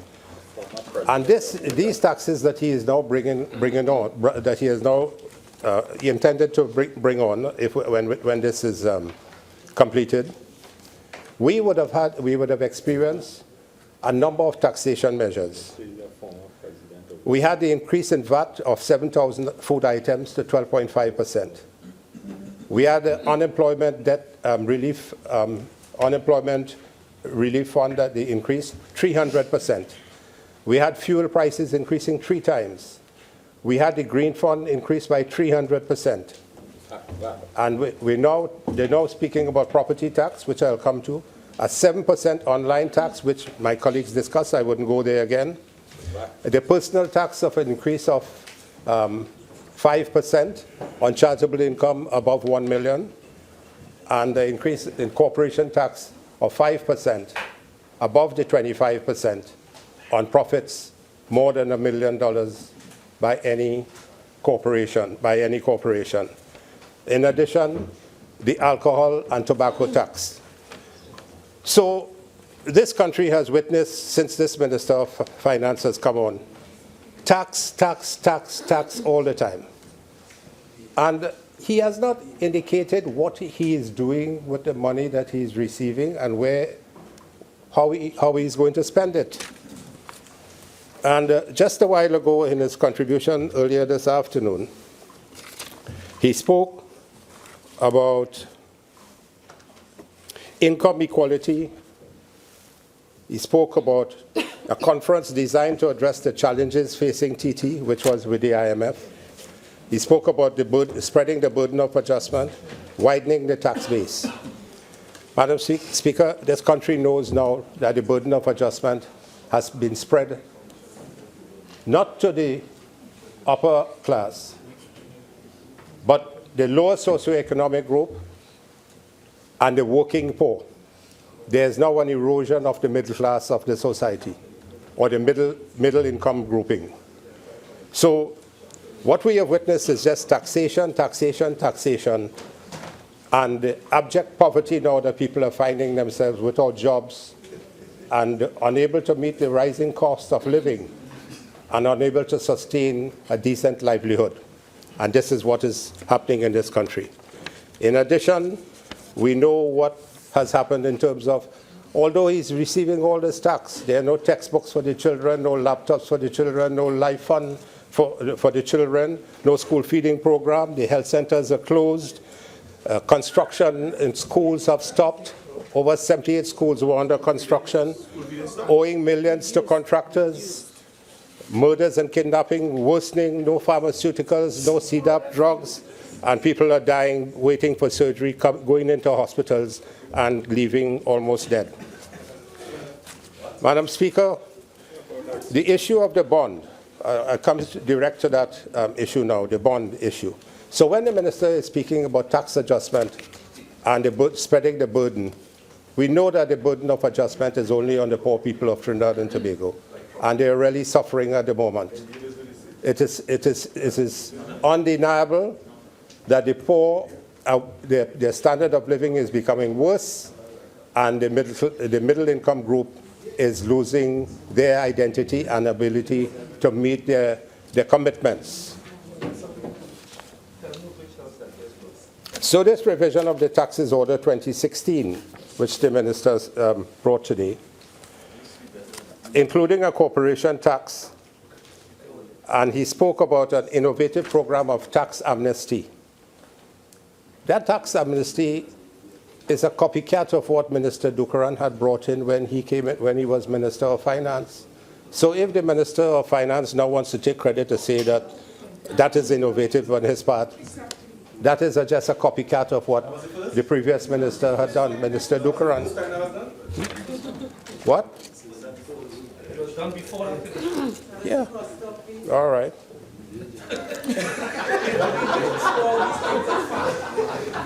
Now, I want to deal a little bit with the corporation tax. I want to deal with the corporation tax, Madam Speaker. The minister said that they will receive approximately $580 million from this corporation tax.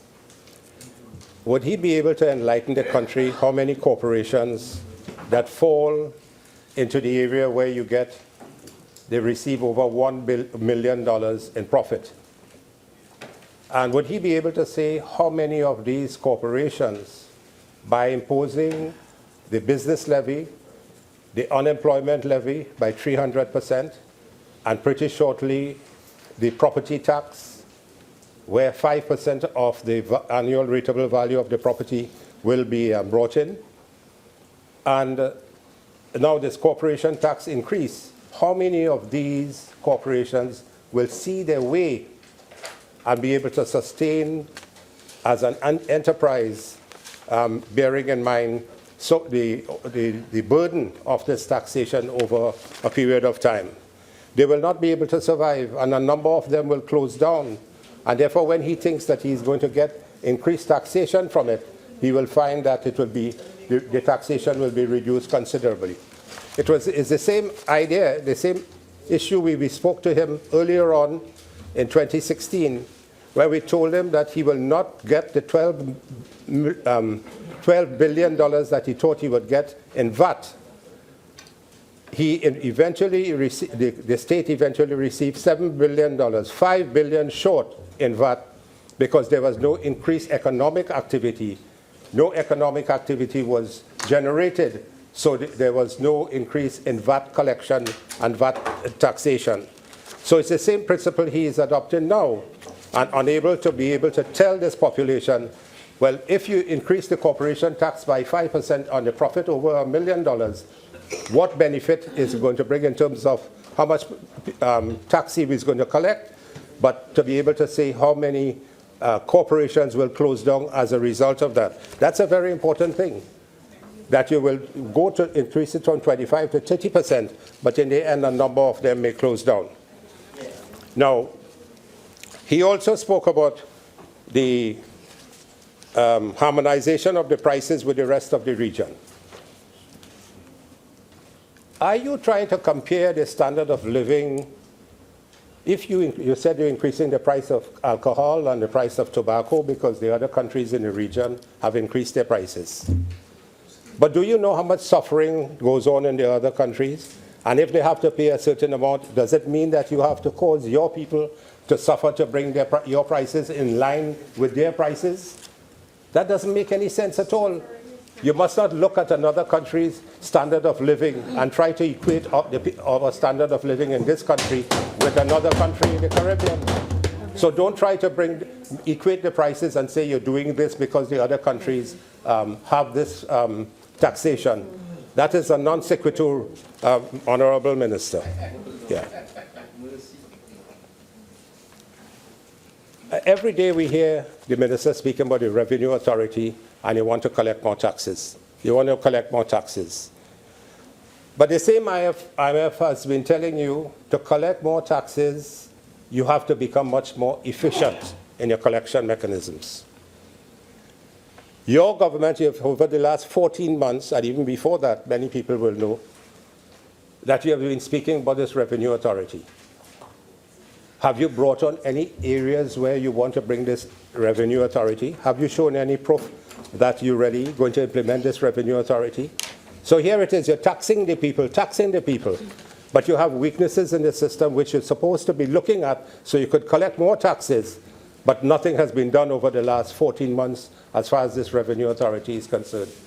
And we want to ask the question, when this Revenue Authority comes on, how many jobs will be lost? Because I remember we had major discussions about that when you bring the customs and the immigration and the Board of Inland Revenue into that ambit of the Revenue Authority, almost 2,000 jobs were going to be lost. So you could speak now from here now to eternity, but we know that you're never going to implement it. But in case you're thinking about implementing it, you must tell this population how many jobs are going to be lost. You also speak about the HSF minister, the member for Port of Spain, North St. Anne's West, spoke and provided misinformation to this Parliament about the Heritage and Stabilization Fund, that we borrowed money to put in the Heritage and Stabilization Fund. We did not borrow money to put in the Heritage and Stabilization Fund.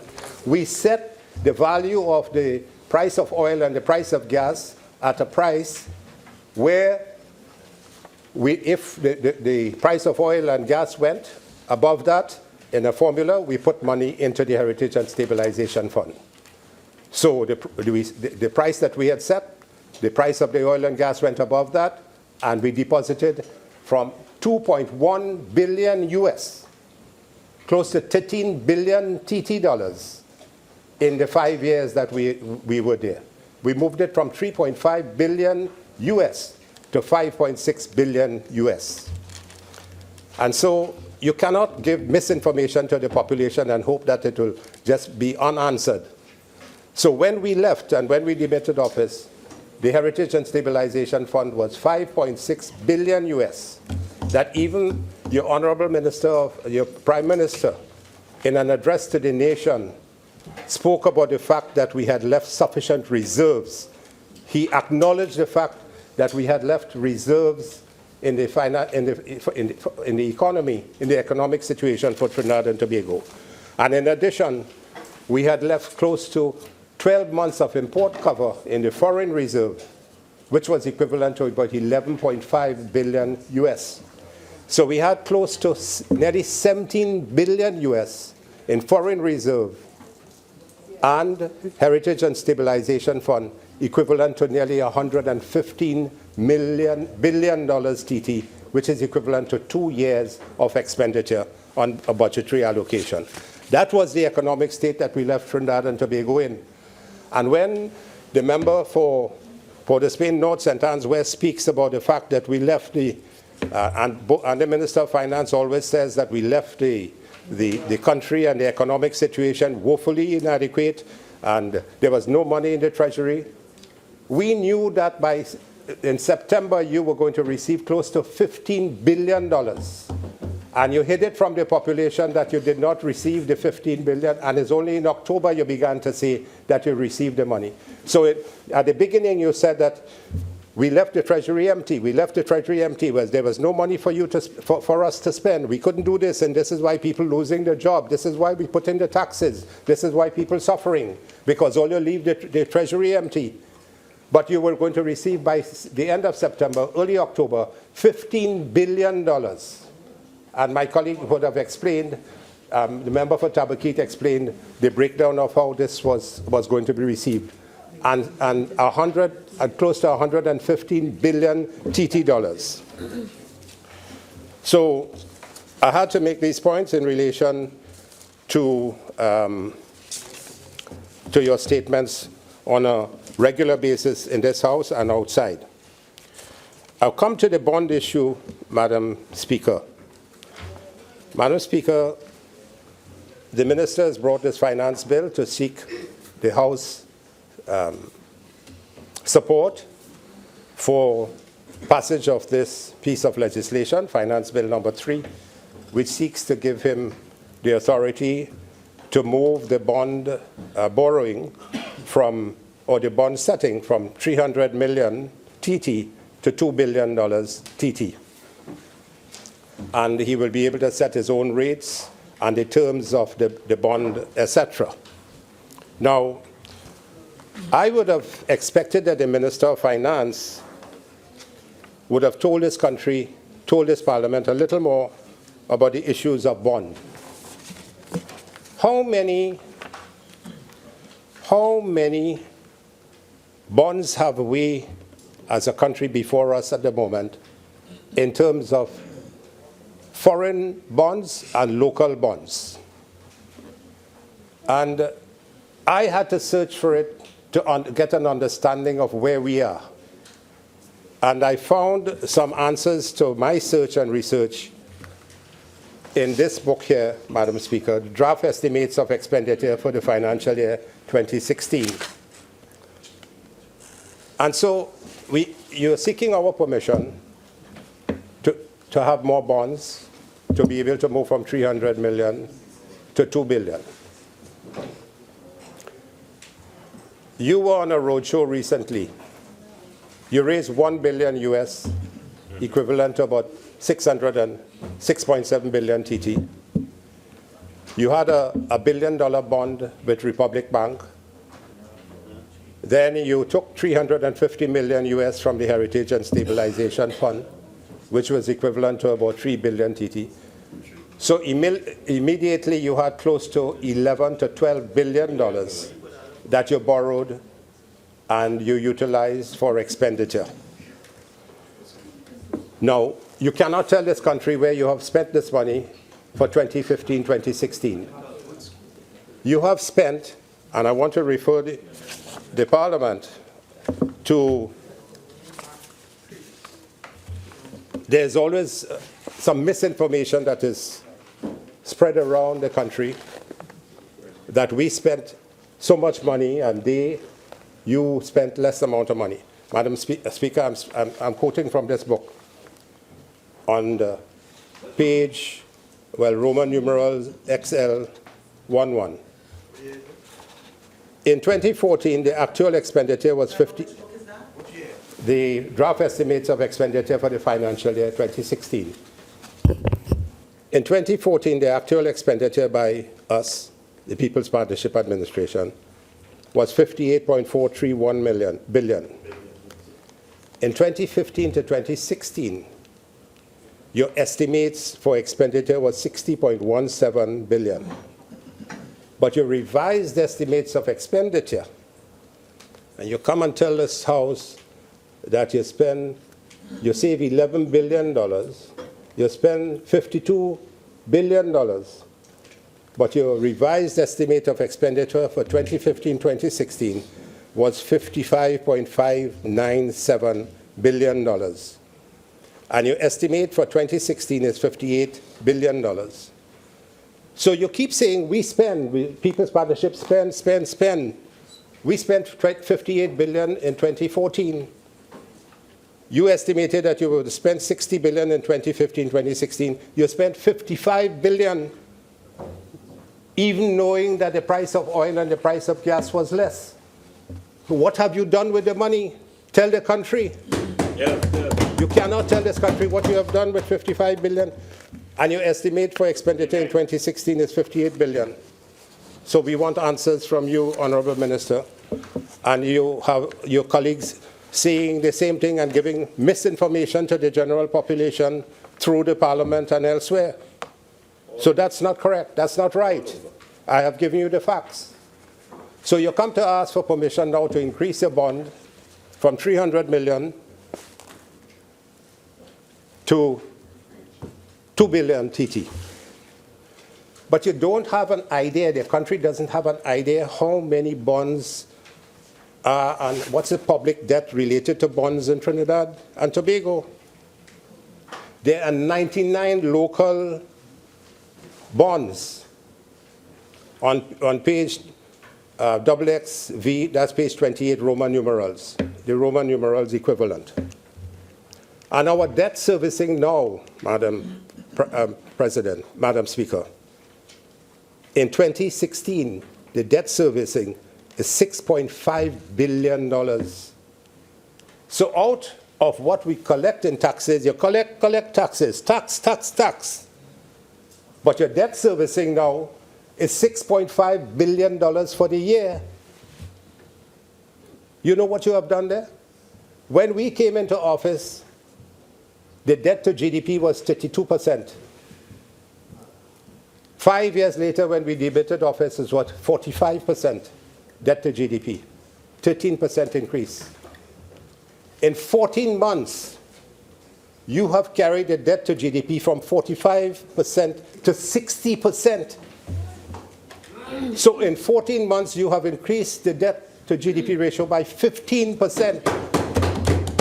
And we increased the debt to GDP by 13%. Repeat that for the population. 5 years, 13% increase in debt to GDP. 14 months, PNM has increased the debt to GDP by 15%. You're now a junk status. You came into this House, Honourable Minister of Finance, and you decried the government at the time when the Moody's downgraded us by 1 from BAA1 to BAA2. You have now put this Trinidad and Tobago into junk status with a debt to GDP of 60%.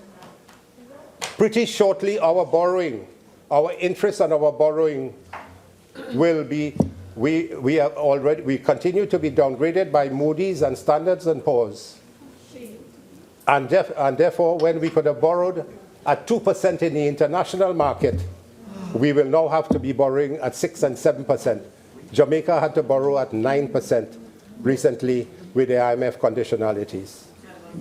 Again, relevance, bring your contribution to the matters that are before this House, please. So, Madam Speaker,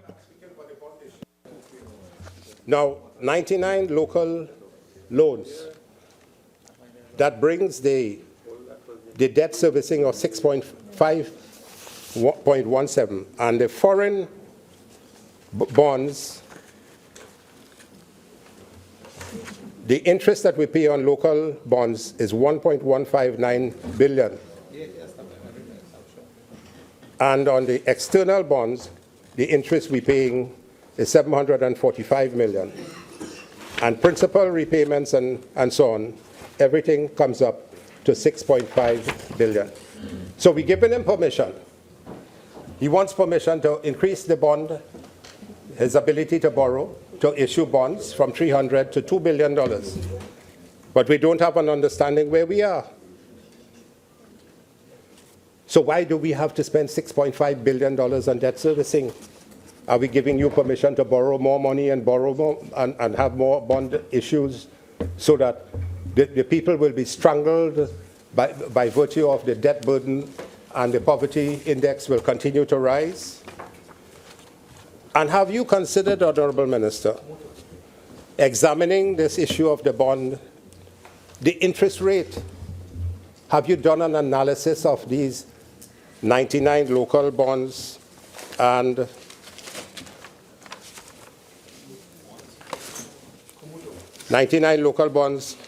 and 75 foreign bonds?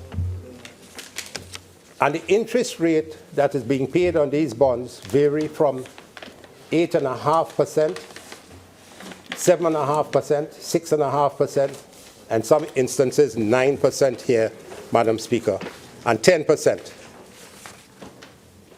Why couldn't you, at the same time, bring in something to tell us that you're going to reservice or refinance a number of these bonds so that we don't have to pay $6.5 billion in debt servicing? So you're imposing tax. You're taxing the people, taxing the people. In 5 years, we never put 1 cent on tax. We never introduced any taxation measures in 5 years during our administration. But you have imposed about 10 pieces of taxation already. Tax, tax, tax. But not using your God-given intelligence to refinance these bonds that you have that's causing us to pay $6.5 billion. So I want to tell the Minister of Finance, Madam Speaker, through you,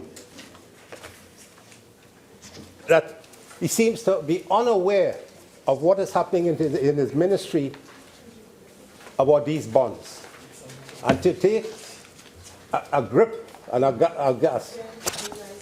Advance. And you, as I said, I think I have given you sufficient latitude. And therefore, if in the next few seconds you don't make a link between what you're speaking about and what is before this House, I'll have to enforce the standing orders and ask you to retake your seat.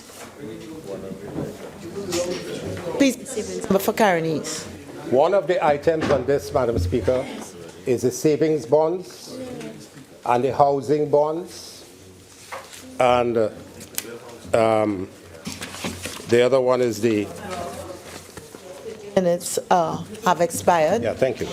You're entitled to 15 more minutes to Yes, Madam Speaker. continue. Members, please, I'm on my legs. Okay, And member, please, while bonds is the same word, I am not certain that the relevance is just in the word, but is in fact contained in what is before us. And therefore, if you don't make the connection and make it relevant, I remind you in the next 15 minutes that you have, I am going to enforce the standing order. Member for St. Joseph, while I'm on my legs, please observe the respect for the chair. Please continue, Caroni. Madam Speaker, I'm drawing my contextual framework in relation to the issue of what the Minister is asking us to approve in Parliament today, the domination of bonds, rate of interest, which I'm speaking about, methods of encashment on the various areas, government savings bonds, which I have referred to in the text. These are all government savings bonds. National tax-free saving bonds, these are what I referred to in the text a while ago as well. Tax-free housing bonds, this is a new measure he is now trying to introduce. So I had to give a background in terms of where we are and why is he bringing these bonds when we can do a number of alternative things to increase our income and save a lot of money. But I brought that in because if we give the permission for the Honorable Minister of Finance and we give passage to this request for this bill, it means then that there will be introduction of more bonds on the market. But the issue here, Madam Speaker, is that the Minister of Finance is oblivious to the fact of being unaware what the situation is with his bonds. And I want to give one example of what has happened. And we must be careful that we do not fall into this trap again when this is given. Recently, there was a $400 million. Not a savings bond. That was a national bond. It's a national bond.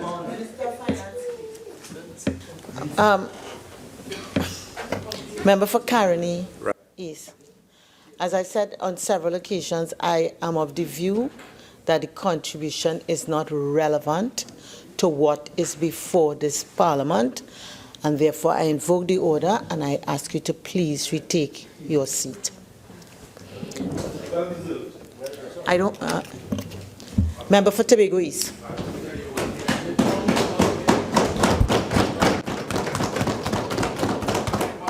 Thank you, Madam Speaker, for the opportunity to contribute. Madam Speaker, I want to start my contribution by referring to something that the Honourable Member for Caroni East would have mentioned. Member for Caroni East, if you're leaving, please leave with the proper decorum. Caroni East. Caroni East. Caroni East, member for Caroni East. Having gross disrespect, I will ask you to remove yourself for the balance of today's sitting.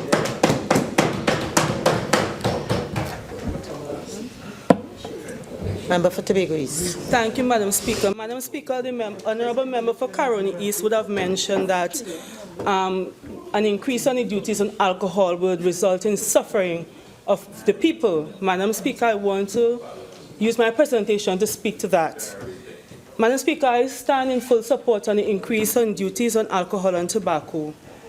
Both alcohol and tobacco use at an early age have been linked to violence, poor academic performance, breakdown in family structure, and other societal ills. Both have been categorized in many research as gateway substances leading to illegal drug use. It is quite instructive, Madam Speaker, that the data available suggests that alcohol and tobacco-related illnesses have also placed a burden on the public health system. So I can't understand why the Honourable Member would have said that us making it harder for people to access alcohol would result in suffering. I believe it's actually the reverse. Madam Speaker, if you would permit me to refer to a paper published by Anne-Marie Bissessar in the International Journal of Humanities and Social Sciences in July 2014. The research paper is entitled "The Tragedy of a Small Country, Combating Substance Abuse and Illegal Drugs." And Madam Speaker, the subject matter of the research would have been based in Trinidad and Tobago.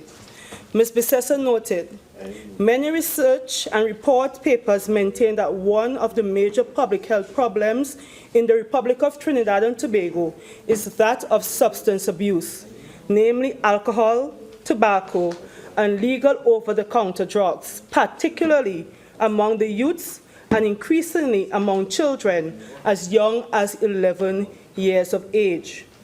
The impact of this abuse is multiple and is often associated with accidents, violence, stress and mental illness. Alcohol abuse, for instance, is increasing particularly among the young. In a 2007 survey undertaken of 23 schools in Trinidad and Tobago, 2,969 students enrolled in first Form 1 to 4 who participated. Of that population, 42.5% of students drank 2 or more drinks per day. Madam Speaker, we know that we're not supposed to sell alcohol and tobacco products to children. However, due to the fact that it is so easily accessible by virtue of it being reasonably priced, we are seeing more and more for young people accessing it, and we are seeing the impact in our society. Madam Speaker, the paper also spoke to the socio-economic impact of alcohol and tobacco use. In her presentation, Madam Speaker, Ms. Besessa noted, tobacco use, however, has been cited as one of the leading causes of death. The Newsday, a daily newspaper in Trinidad and Tobago, reported that the Minister of Health, and that was during a debate on tobacco use in January 2008, would have noted that the economic cost of tobacco use, the public health cost of treating tobacco-caused diseases, was very detrimental. It actually robbed families of their male breadwinners in their prime, and it actually resulted in a lot of money being spent in the public health system to care for persons who would have been afflicted by diseases related to alcohol and tobacco abuse. Madam Speaker, I'm coming from a background in community development work, and now working closely with children and vulnerable sectors of the population, I recognize the impact this is having on our society. A lot of our young people in community residences would have had some exposure to alcohol, and that would have escalated into other hard drugs, and also impacted on their ability to reason properly. So instead of resolving conflict by negotiating or talking it out, they would have resulted in them resolving conflict by using violence and hitting out. Madam Speaker, we have to change that in our society. We have to save the young people of Trinidad and Tobago, and imposing the taxes on the alcohol and tobacco, making it more harder for them to access this is one measure. Madam Speaker, in my very short contribution, I want to say that although this is one measure, the member for Naparima would have indicated that we approach it as though it was just a way to earn money, and that it wasn't going to really make sense. However, member for Naparima, we know that in order to bring about the change we want to see in society, that the taxation on the substances is not the only approach we should use. We are working to use a whole of government approach to implement a program to treat with the behavior that will present in persons accessing the alcohol and the tobacco. So we're working with the different ministries, the different agencies, and even the NGO sector to ensure that we capture our vulnerable population before they get to the stage of going to use alcohol as a way of self-medicating and going to use tobacco as a way of self-medicating. Also, the data would have shown, Madam Speaker, that tobacco and alcohol use has been linked to intimate partner violence. So sometimes when we see reports of domestic violence in our communities, a lot of the times when you get down to the nitty-gritty, somebody in that household would have been drinking. And something came to mind when I was doing my research. There was an incident in the papers recently where a friend would have stabbed another friend with a pitchfork for a comment made. But when I read the article, it said that they were drinking and liming. Now, any reasonable person, if you had an argument with your friend and you're fully lucid, you're not tipsy, you would not pick up a pitchfork to end the argument, but you would reason with your friend. However, a person, due to alcohol, would have killed a loved one. And Madam Speaker, we are seeing more and more of this in Trinidad and Tobago. So research has also shown that in the University of the West Indies, Madam Speaker, the prevalence of drinking and tobacco use is very, very high. And it's also resulting in our students not performing at their best, and also violence on campus. It's also linked, Madam Speaker, to the high rates of accidents amongst our young people when they go out to fete a drink ain't too expensive. They buy one shot, they buy two. It's easy, and then when they're going home, they forget to designate a driver, and then we end up with more and more parents crying because the blood of our young people on the streets of Trinidad and Tobago. Madam Speaker, the same way, because alcohol is so easy to access, tobacco is so easy to access, more families, especially poorer families, instead of using their disposable income to purchase food, to purchase books, they're using it as a coping mechanism. And then when they take the alcohol and they use it to cope, it results in violence. During the last few weeks, Conflict Women TT, that's an NGO, would have used the internet to promote stories from survivors. And there's one particular story that really stayed with me. It was a young woman reliving the tale of how she would have encountered abuse for the first time at home. And she noted, whenever my father came home drunk, it wasn't my father anymore. It was a beast I did not know. And she spoke about the first time she tried to intervene to save her mother from her father's attack. And at that particular point in time, Madam Speaker, she almost died. And that story stayed with me because this was a survivor story. What about the untold stories of women we find in apartment buildings, on the side of road, in drains, who may have been victims of abuse from their partners, who in the rage, the heat of the rage and in the moment under alcohol, or in some instances where tobacco use escalates into marijuana use or other hard drugs, would have killed a partner, or vice versa, Madam Speaker. What about the hush and underreported incidents of men who are abused by women in Trinidad and Tobago, and these women who use alcohol to self-medicate and to cope with the stresses? Madam Speaker, the current socio-economic conditions in our country dictate that we take a different approach. And Madam Speaker, I want to really speak to my colleagues in the House because I would have listened to both sides. I want to particularly speak to my colleague from Caroni Central. Tabakit isn't here, and Naparima.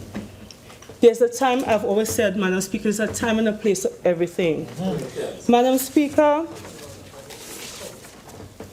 it hurts me whenever this honorable House is used to misinform and fool the people of Trinidad and Tobago. I will say the word, you say fool. The honorable members would have got up and in dealing with the online taxes and even the duties on alcohol and tobacco would have created a picture as though we are doing this as a punitive measure. We wanted to punish the people. Madam Speaker, that is far from the truth. Madam Speaker, what we are seeing today, it calls for us as a people, as elected representatives, to sometimes put aside our party politics and put aside creating mischief to score petty political points and put the best interests of the people of Trinidad and Tobago first and foremost, Madam Speaker. Madam Speaker, I was really surprised when I heard the honourable member say that if it puts on the taxes on alcohol, it will cause people to suffer. And I'm saying, who you really expect to believe that? Any right-thinking person would not buy into that. So we have to be very careful because not only adults listening and looking on, there are children following us closely in this honourable House. So we have a duty, Madam Speaker, to always speak in the best interest of the people of Trinidad and Tobago.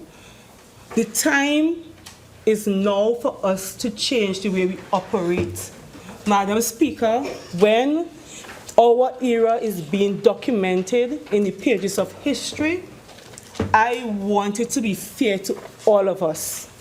I want the pages of history to say, despite their political differences, the people of this honourable House in this particular time would have worked in the best interest of the people of Trinidad and Tobago.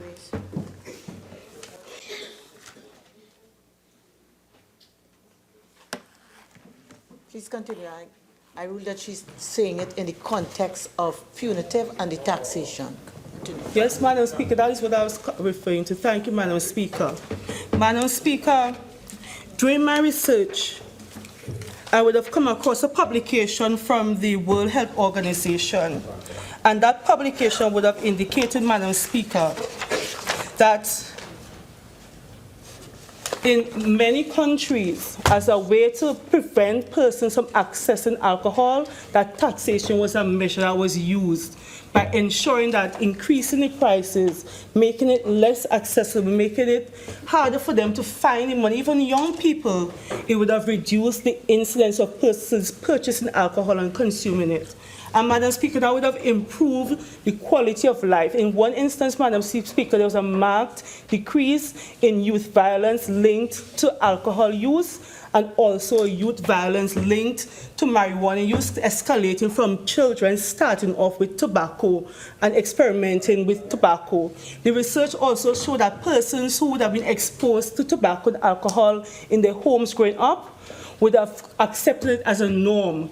And then as they grew older, would have found it normal to go ahead and purchase the alcohol and the tobacco products. It also indicated, Madam Speaker, that children in households where there was heavy smokers would have suffered from secondhand smoke and would have had debilitating lifestyle effects. Some of them would have had childhood cancers. Some of them, even women who would have drank when they were pregnant, the children that would have had fetal alcohol syndrome. Madam Speaker, we know now that in a time where we have limited resources and there will be a demand for persons to access community residences and other facilities to care for children, we have to ensure that we put things in place to protect our children, to protect the future of Trinidad and Tobago. If we make the mistakes now, if we don't get it right now, then it's not just us who are going to suffer, but those who are to come. Trinidad and Tobago, the face of Trinidad and Tobago will change, not for the better, but for the worse, Madam Speaker. Madam Speaker, with these very few words, I just want to reaffirm my support and my commitment for the measure. I want to commend the Honourable Minister of Finance as looking at this as one way of us treating with a very important societal issue. I want to give the commitment of the government to work with all sectors to ensure we put the support programs in place to ensure that our people have the right intervention at an early time to prevent them from going towards alcohol, tobacco use as coping mechanisms. Madam Speaker, I thank you. Member for Oropouche. Thank you. Thank you very much, Madam Speaker. Madam Speaker, it's a pleasure to join the debate today on the Finance Bill number 3 and related motions approved by the House to debate as one. Madam Speaker, I've listened attentively and intently to contributions of colleagues on both sides on these very important issues that touch on concern our governance, our public policy framework, our revenue policy, and our attempt to grapple with the challenges of our time, economic challenges, and as the last speaker passionately reminded us, our social challenges as well. And having heard my colleagues and having taken some notes, and I must say, Madam Speaker, I do have notes from all the speakers before me, I would take the opportunity to respond to some of the issues raised by colleagues and then to go into a couple issues myself related to the various motions and the bill. Madam Speaker, we are where we are, and the government has sought to alert the country as to the changing reality that the country faces. The colleague from Gadsby-Dolly spoke, I believe, with some colorful language, and my colleague from Gadsby-Dolly appears much more relaxed today than he has ever been, and alerted us to some of the, well, my good friend from Laventille West want to engage me already, but I'll not fall for that. W. O'Meara alerted us to some of the challenges that the country faces in terms of our culture, our economic behavior patterns over the years, that the member, and I suspect his government, believe has led to a situation where the country has to adjust and some sort of reality has to set in. The member spoke of the notion of tabanka, I think he did. And I want to congratulate him on adjusting very quickly to life after cabinet and really giving a good presentation. And the very honorable member for Laventille West, Fitzgerald Ethelbert Hines, also is adjusting to his new ministry, which I'm sure we'll do. But I'll come back to that later. Madam Speaker, the Minister of Finance, in piloting these measures earlier today, spoke to the importance of revenue collection and the strategies of the government, and reminded us that at his first finance bill presentation, the appropriation bill, he had hinted on some of these matters. And indeed, in the mid-year review and later, brought legislative amendments to effect his policy pronouncements. Madam Speaker, while one cannot disagree with the last member from Tobago East, one cannot disagree too much with her analysis and the research, clearly, the research. One has to be very cautious about engaging in revenue policy in this manner. The member for Port of Spain North also spoke to this issue.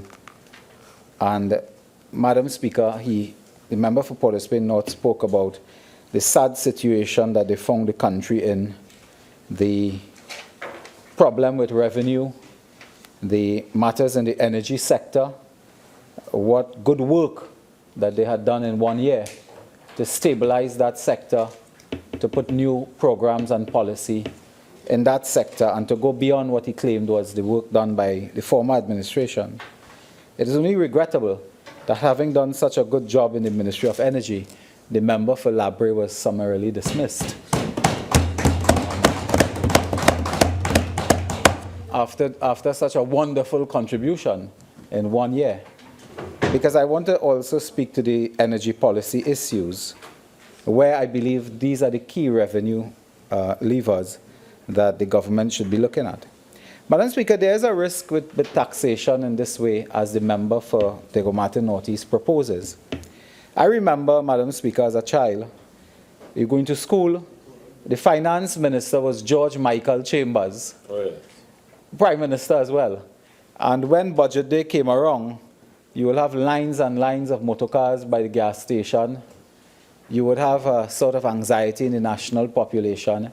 And the former Prime Minister, who himself was known as a smoker, and you know, carried about that habit publicly, you would have the taxation on these tobacco and alcohol products. And the member for Tobago East would be aware with her expansive research capacity that in the year 1 economics course at UE, I think is EC 101. EC 101. At some time we did use a book called Richard Lipsey, Introduction to Economics. I think it's still being used by some people now. And it spoke, Madam Speaker, to elasticity of demand. And there are some products with an elasticity of demand where if you change the taxation measures on it, you increase taxes, the demand would more or less be the same. The classic example of that is always banana, I believe. But banana has gone now out of the way in so many ways as a mainstay industry. And today, one also reflects on tobacco products and alcohol as having an elasticity of demand, that if you tax, there is no assurance that sale and consumption goes down. the member for St. Anne's East, I think, spoke earlier as well. And it was a very interesting conversation that was taking place, Madam Speaker, between the member for St. Anne's East and the Minister of Finance. Because the Minister of Finance advances the argument that he is here to raise revenue by introducing a tax on alcohol and tobacco. And unless I'm mistaken, the Minister of Finance gave some figure as to how much millions of dollars he would gain by that. And if that is so, then it is clearly, if you want to raise revenue by taxing tobacco and alcohol, you would like people to buy those products. That's how you will raise the revenue. So what is the policy objective? Is it to raise revenue, or is it to deal with the social side of alcohol and consumption? Is it that? Also, the matter also arose, which is another matter before us, of this online tax. And the member for St. Anne's East gave again, a holistic argument. And she said that, she understands well online shopping, probably less so than the member for Dabadi O'Meara, who alerted us that he bought his balls online to play golf. And he told us all about that experience he has shopping online, because I imagine he's an avid golfer. And apart from balls, you'll have other accessories, I'm sure. Shirts and pants and so on that he would purchase online. But the problem here is the policy contradiction, in that the members are telling us, on the one hand, this measure is for you to buy local. Is that we don't shop online, use foreign exchange as the case may be, and buy your golf shirt from a nice USA golf shop online through Amazon. You will get your golf shirt and pants. You'll get your balls, clubs, and so on. And you will buy that online.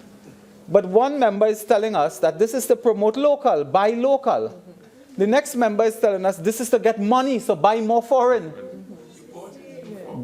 Buy more foreign. I will come to marijuana and joints and so on in a little while, because the member spoke about weed. So I wanted to come to that Laventille West in a little while. Don't preempt me. So I would, Madam Speaker, please. I know he's excited when he hear these things. Madam Speaker, so the policy contradiction is what is the objective? Is the objective to get more money, M-O-N-E-Y, then alert people that they should spend more? Because the only way you will get your hundreds of millions of dollars is if people smoke more, drink more, and shop more online. And if your policy approach is that you want to really deal with the social problems associated with smoking, drinking, look, I agree with you. This is a society, even in my own constituency, my own area, we are not unknown for the consumption of beverages and so on. Those things are related to colonial society, colonial plantation systems, where people work in the plantation system, factory system. When they finish a hard day's work, they go to the rum shop, they have a couple, then they go home because that helps their appetite, and they eat.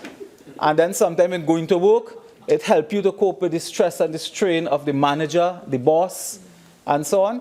There's a history of that. There's an industrial culture and issue to that. Yeah. And those were social problems, we know. But you cannot say you are introducing a tax to deal with the social problems because of the elasticity of demand.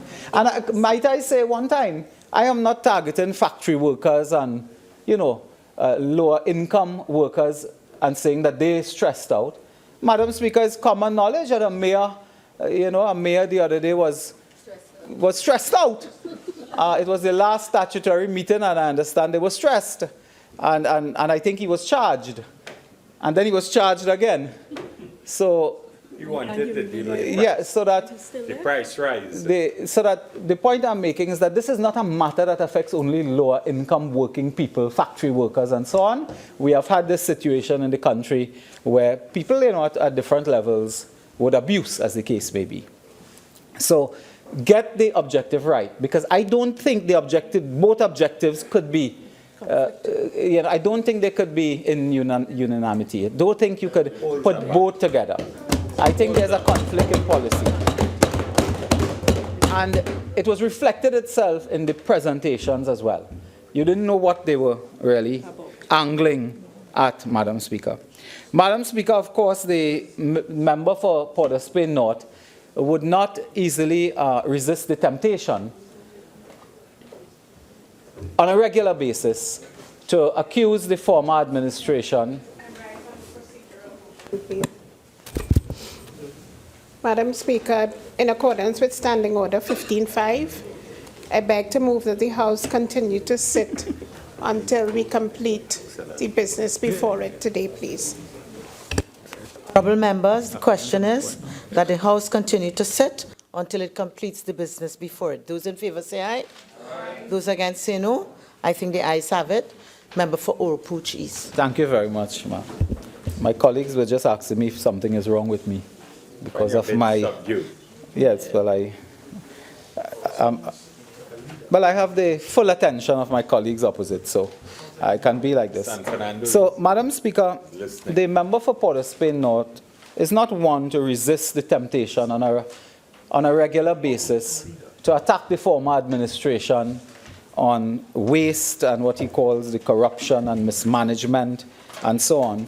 And pointed out, Madam Speaker, I took note of pointing out the use of the business people today who are so named, business persons and contractors and so on.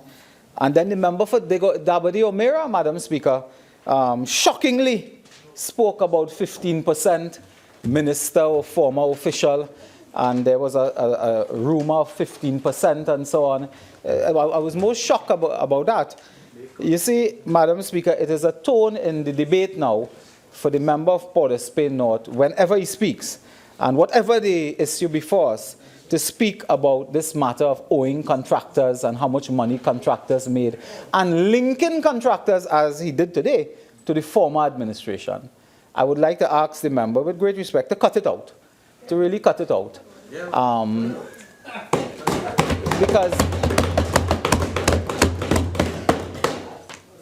Because apart from, and he can't be so young at this time. We've been here 1 year, Because, I wonder if the member for Port of Spain North might be aware and following a story right now where a businessman is being sought for $2 million in this country. And the further issue that arose, I heard, is that the businessman in some way is linked to the cabinet of Trinidad and Tobago and a minister of this country. What? Now, that is not a matter I wish to get into. I will move on immediately. But that is not a UNC financier. That's not UNC. If it was a UNC financier, they'd have fined him already and expose him. Please to the matter that is before us. Well, Madam Speaker, thank you. But then, Madam Speaker, I will not further quote the member for Port of Spain North, because if I quote him again, I will have to go back to that issue. So I will move on, Madam Speaker, to the other substantive matter. Now, Madam Speaker, the online matter left another question hanging with this taxation online. Is that apart from the policy contradiction, is really the management of this matter. The Minister of Finance tells the country today, the Minister of Finance tells the country that this is a tax in its infant stage. Embryonic, if that's the term. So it's not infant yet. Okay. It's embryonic. No. Had the member for Caroni East not vacated the chamber, he would have explained that for us, the embryonic and the infant. So the Minister of Finance, alerted the country today that this tax is in its embryonic stage. That is a very dangerous position to take. It suggests that the government and the Minister of Finance have not properly thought out this matter, the implications and consequences of this tax. So that to tell us that someone bringing a barrel of clothes from New York on a plane, that will go through customs, and the customs will exercise their discretion to see whether it's 1 pair of trousers or 20 pair of trousers and tax accordingly. And someone else bringing in a suitcase can say, well, they are involved in online online, you are involved in buying materials and so on for sale and you tax. And then you have the matter of online. It has been raised in the national community. When you purchase certain goods online, you bring it into the country, it is for personal use, yes, it may be for medical use as well. Are there exemptions to this? If you go online, I am asking the question because the national community asks. Madam Speaker, when we meet with our constituents every week, wherever we meet them, in the health center, the office, they ask questions because they read or they hear the news and they want to know. If, for example, you bring in some piece of equipment to assist you with medical care of one kind or another, right? They put the tax on it because it is a good, it is bought online, and it comes into Trinidad by air. Are you then punishing persons, particularly the elderly, the sick, the infirm, if they may be purchasing anything related to their health care? Not necessarily medical equipment, not necessarily drugs and so on, but health care, which is wider. Then, Madam Speaker, the government, again, you promote healthy lifestyles. You are promoting healthy lifestyle. The member for Diego Martin Central, I saw him riding a stationary bike one day. Then I saw him riding a decorative bike, I think the next day. There was some carnival thing with a bicycle and a Diwali, it was a Diwali bicycle. It was the first time I saw it. Yeah. Well, the member, I want to assure the member that if he goes on that bicycle, nobody else is getting on that bicycle. So he's my colleague, I can tell him that. And not me at this stage.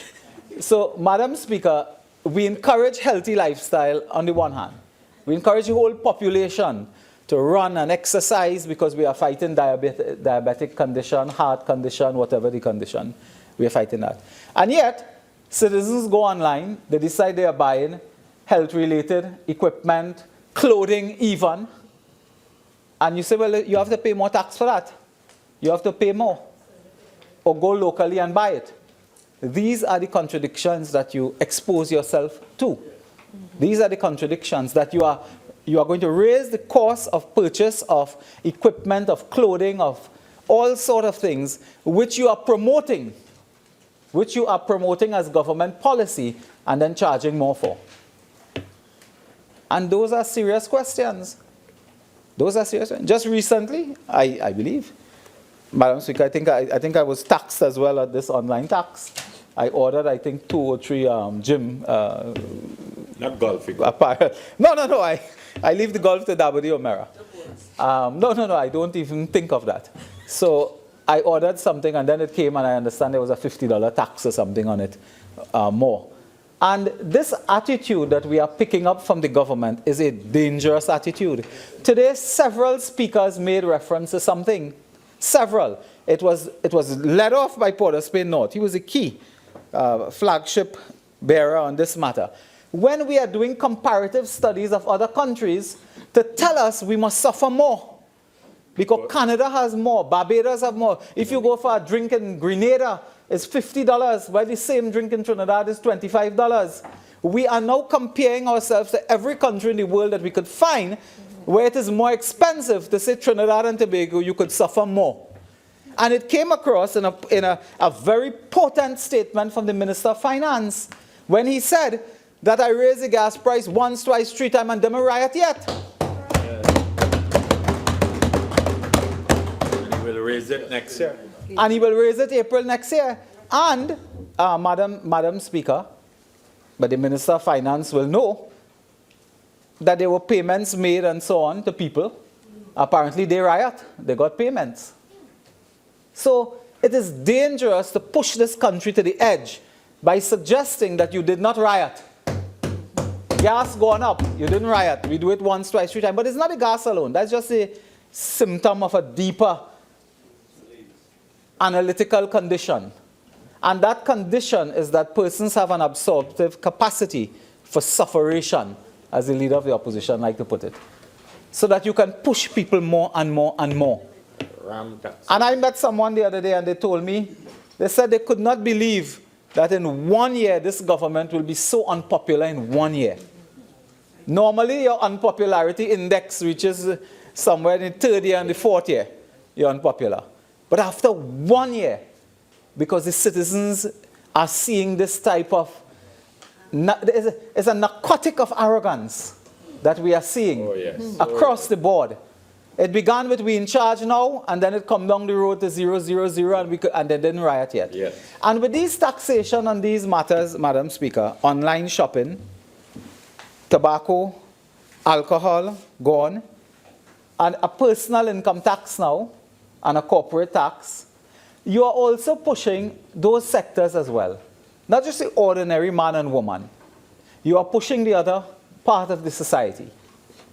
That part of the society that you want to create jobs. So you are saying, and we are here today to debate that, Madam Speaker, that you are increasing corporate tax or the tax on profit over $1 million. Let's say the taxes on profit over $1 million and taxes on income, I believe, over $1 million per year. That's a purpose we are here for. Huh? And you are going to, in that way, punish the businesses that make that, and you expect the same people to hire more people in a time of unemployment. When the government should be given a tax break for creating jobs, they are giving an incentive for job loss. And again, what say you? How can you balance that you are going to increase taxes to companies? You are the member for San Fernando East, leading a difficult sector, is encouraging the private sector to get involved in construction of homes. But that same private sector that he's encouraging, every day I see him, he's begging every private sector in the place, I beg you, build house for us, please, join us, we don't have money. And that same group of companies that he's appealing to, and I believe sincerely appealing to, he announced with fanfare, I think recently, a PPP project. And in due course, we will ask the details of those projects. And the process we will do, but not tonight. We're not concerned with those details tonight. In due course, we will speak to that. But his intention is to ask the private sector to build homes. And when he goes to the private sector and say, listen, Mr. X, Y, and Z, and in this case, Mr. NH, I believe it is, please build some homes for us. We don't have money. He's telling them, but I want to tell you, my Minister of Finance has just increased the taxation on your profits per year. How is that going to work? Tax break. Who are you? No, but those tax breaks are there already. You already have an incentive, and you are creating a disincentive now. You are creating a disincentive. And I want to remind the Minister of Housing that this is not the first PPP project, so don't say that and let somebody contradict you and laugh at you. Oh. The PPP project was started in San Fernando with Republic Bank under the last administration, the construction. Oh, your administration's first one, first PPP. It's $145 million, I believe it is. So, no, it's fine. But coming back to the point of the disincentive to firms with over the $1 million. And then you say, well, everybody paying the price and paying the burden. But if you don't have employers, you cannot have employees. Okay, you find people who are making $1 million more, $1 million in income per year. Now, I was shocked today that the Minister of Finance announced, and I took notes, of course, I took notes.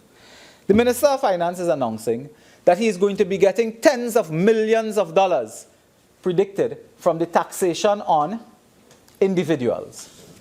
And then jump and said we are getting between $500 to $700 million from the companies that make $1 million more. That I can imagine, but not on the individuals. Who are these individuals? As the labor force reports of the CSO will describe, the CSO labor market documents will tell you the stratification of every single occupation and professional layer in the economy, in the labor market, so to speak. That would tell you. When you look at that, it is a narrow band of professional people who will be earning in excess of what the CSO will put to be $45,000. So we didn't reach $1 million yet. It's $45,000, as the case may be. And if you say you make $40,000 a month, I imagine that is after tax. That is after 10 months, 400,000 is 480,000 per year, but it's not $1 million. And the CSO will not have data there's no bracket in the CSO that says professional people, $1 million plus. So you have to calculate that yourself. Many of those people, labor market analysts will tell you, are self-employed people, are people who are not declared by an employer. For example, if you lecture at the University of the USA, I believe my friend from Moruga Tableland was a distinguished lecturer. He can't find his way to the cabinet room yet. I think a checker beat him to it recently.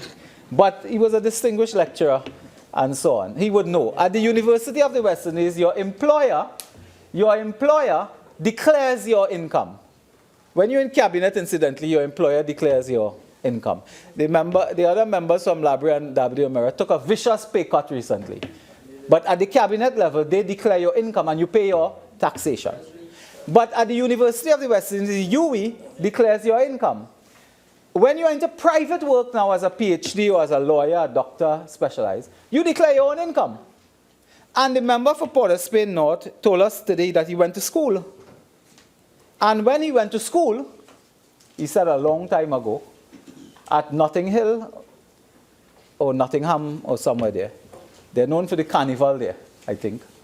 When he went to school, he learned about tax avoidance and tax evasion. Yes. Today, the government has a particular interest, which they should have, on dealing with tax dodging. That's what it is, really. Tax dodging. People who dodge. You know, people who, Americans say tax dodging, we say tax evasion and so on. But the member was very clear from Port of Spain North to tell us that's not tax evasion, it's not tax avoidance. He was very clear on that. He learned that in school. He told us that. And the persons that they are targeting to raise money from this are persons who deal in tax avoidance. And they create... Member for Oropouche, your 30 minutes are up. You're entitled to 15 more minutes. Do you intend to avail yourself of it? Yes. Please continue. Yes. Thank you very much. Madam Speaker, the point I was making is that the persons who will be receiving income at that level are persons who themselves have professional help by way of accountants, lawyers, and so on, and will easily declare themselves at $300,000, $400,000, $700,000 a year. And the rest will be through the company, car, expense, this, that, the other. They will do that. And very few people you will be able to trap with that $1 million. So I was shocked to hear about this, what 70 million or 100 million that you intend to get from that. And we will file the requisite question after 1 year to find out how much money you raise from doing this. Because the government will announce with fanfare that they will project this, they will project that. And at the end of the day, Madam Speaker, you are not sure that you're getting a penny from some of these measures. You're not sure. So Madam Speaker, that corporation tax has built-in disincentive. And telling us about corporation tax in America and Canada and all of that is irrelevant. When you sit down in a patio having that bottle of wine that the Minister of Finance described earlier, when you sit down in a nice patio in Toronto and so on, you don't be too scared that people come behind you with a machine gun and fire into the crowd and shoot and kill everybody. You don't be scared. Madam Speaker, in my own constituency, gentleman was at a bar, they robbed the place, took cell phones, wallet, money, everything. And leaving, fire one shot, hit one man, kill one man. That is Trinidad and Tobago. And they compare with Canada, with America, they have bigger taxes. So if you find a country with 70% taxation, we should do that too. We should do that too. Then they come to the individual. Where I don't think they will get that kind of money. So, Madam Speaker, their revenue collection leaves a lot to be desired. And in terms of the reality, because in Trinidad and Tobago today, and we did have, Madam Speaker, we did have a scare recently over this bond issue. After the latest development, I'm almost scared to say the word bond. But we did have an issue with the EFCL bond issue, where I think high-level intervention was needed, Madam Speaker, to sort that out, because that would have created a crisis of confidence and integrity. Madam Speaker, the government attempt to deal also with the housing sector is covered here. as regulations applicable to types of bonds, and I'm quoting. We have government saving bonds regulations, government saving bonds, national tax-free saving bonds regulations, and tax-free housing bonds regulations as part of this menu of revenue-making measures. And that is what they come to. So could I speak for a moment on this tax for the housing, the tax-free housing bonds matter? They have sought and tried their best, Madam Speaker. And in this debate, incidentally, I took note of the member for Dabadi Omera speaking, Madam Speaker, I don't know if you were in the House at that time to hear him, but about the last government dismantling the intelligence arrangement in the country. Now, I didn't know where that dropped from.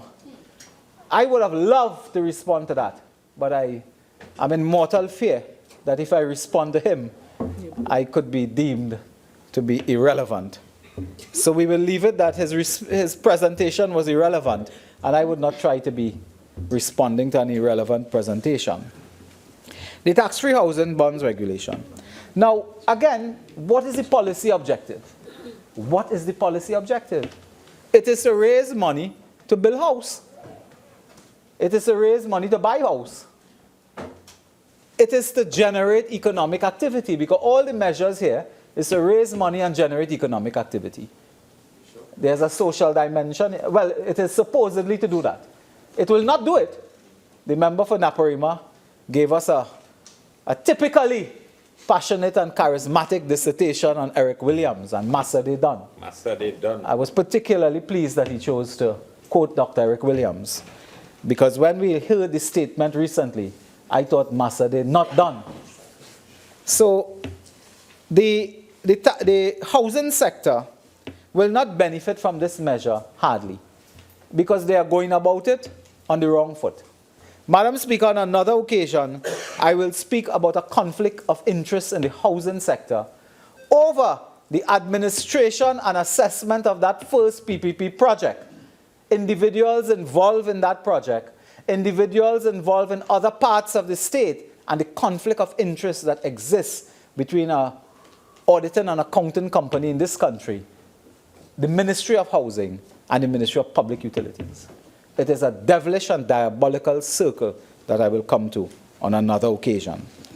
So, Madam Speaker, the member for Tobago East raised a couple other issues which there's no need to deal with.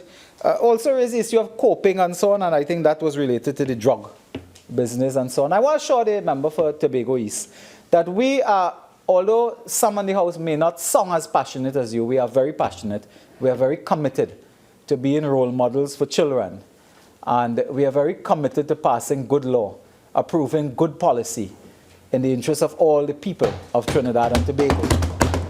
Because someone without my experience may accuse you of just being self-righteous.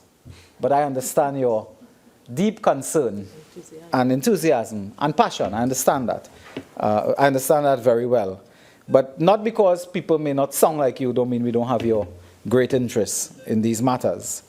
Madam Speaker, in closing, I want to take the opportunity as well to remind the population that these measures that we have before us, particularly these tax measures, will not bring relief to sections of the population in need.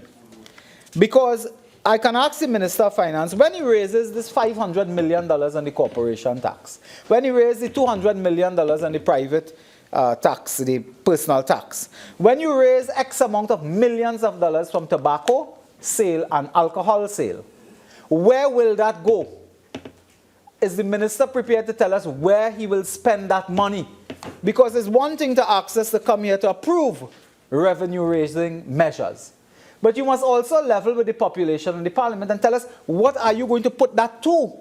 Because today we do not know what you did with the heritage and stabilization billions of dollars that you took. Today we don't know what you did with the millions you got from the increase in the green levy, from the unemployment relief, unemployment levy. The millions of dollars you got from raising the price of gas. Not once, as you reminded us, 3 times. What did you do with the millions of dollars? Because we are in a position now where we might be strongly considering to support you tonight on these corporation tax, income tax, tobacco, sale tax. And I took note of the classification of wines that he spoke about earlier. I was alerted to that because he's a gentleman well-traveled and will well be aware of the finer things in life. You know, I'm sure you serve that on the yacht when you cruise around the islands. You drink box wine. I'm sure you don't drink box wine on the yacht. So what will you use this revenue that you are asking us to vote for? What will you use it for? Will you use it to buy more Casabon painting? Will you use it for soca on the seas? Will you use it to give CPEP to pay legal fees for suing me? They sue me, injunct me from talking, and then took my taxation, Madam Speaker. This extra tax they will charge, they take my taxation to pay for suing me. It is amazing. Will you use that to put newspaper ads? $45,000 you are going to raise millions of dollars from tobacco sale and alcohol sale. I am asking whether any portion of that will go for newspaper ads. Over the weekend, a story break. They reported a story in the newspaper. The HDC put out a full-page paid ad to say something that they could have said in a press release, to say something that the member for San Fernando East could have come to the parliament and correct the record. You're talking about FATCA. Last night, FATCA, whatever car you want to think. You think anybody interested in you and FATCA again? Huh? It was trumped last night. So we had the vision when they came here and told the country the sky would fall. We had the vision to tell them, hold up. But I'm coming back to the use of this revenue from tobacco and alcohol. That's what I'm coming back to. I'm very concerned with that because I am convinced that that will do nothing to reduce the sale of tobacco and the sale of alcohol. In fact, it might increase. I am asking Mr. Vice, will you be using that to pay for newspaper ads and wasting money of the taxpayer to put an ad in the paper that a press release, a press conference, or a statement by the minister can answer? That is also a form of waste, and waste is a form of corruption and mismanagement. That is what we are asking the minister to tell us. So, Madam Speaker, the issue is not a simple issue of the moral, social and moral dimension of the taxation. It is an issue of revenue policy. It is an issue of your collection capacity. When we recall that who is collecting this revenue? Who is going to collect this tax? Is it not the BIR? I think rat infested the office and they're gone home. I don't know if they're still there. I don't know if the rats left and the workers came back. I don't know. He cut allocation and health and safety. And they cut allocation. Madam Speaker, one more issue I want to pick up that was raised today. I believe it is the member for Port of Spain North again. And every time the member for Port of Spain North, he falls into this default position of attacking the last government on mismanagement and this, and declared today at the top of his voice, he declared his administration saved $11 billion, and then started to beat his chest. And when we had a recent finance committee meeting, all I think of 5 days, long evenings, several questions were posed, and I respond to this matter raised only today. When we look at the spending of the former Minister of Works and Transport, as he then was member for Laventille West. He then was. When we look at the spending in public utilities, we looked at the spending in housing. Millions upon millions of dollars were not spent because of incompetence. They could not spend it to execute their program. In the Ministry of Health, there is data that will become available. The Minister of Finance has it already, but the country will get it by January next year. I'm familiar with these things. There's an IDF report on their spending in the IDF, and there's a PSIP report on their spending in the PSIP. By now, the technical people would know that spending until, let's say, July. By the time January comes along, you will get the end of the year. and we will be able to look at every single ministry on their project spending, not paying wage and salary and vacation and so on, you know. That deduct those things. We will look at every ministry and you will see where this $11 billion were not spent because they could not undertake the projects, they could not deliver, they could not perform. So there's a rapid announcement of 62 bridges, 600 and something million dollars. The new Minister of Works run in the bush to see bridges wearing a jacket and tie. Bridges we started that they could not finish. They said they were auditing. They were auditing. Yeah. They spent up 1 year auditing, reviewing, revising. Could not finish the bridges. Now they have to go back and beg the contractors to finish the same bridges that we start. No wrong. But I come back to the point made today. The point made in this house today, this bold assertion of we saved $11 billion. That is the cost of incompetence of not completing your projects. Not completing projects on time. That is the cause of incompetence. Order 48-1, please. I overrule, member. I'll give you some leeway. Please continue. Thank you very much, ma'am. So, but I'll move away from that because that was an issue raised earlier today in the presentation of the member for Port of Spain North and St. Anne's West, I think, on that matter. Madam Speaker, the rationale for these essential elements of all the proposals today, they come with a rationale, and part of it is not just tax collection or revenue collection, but they speak today as well of reducing the leakage of taxation. Has expired. On the next occasion, I will continue that point of the leakage. Minister of Finance.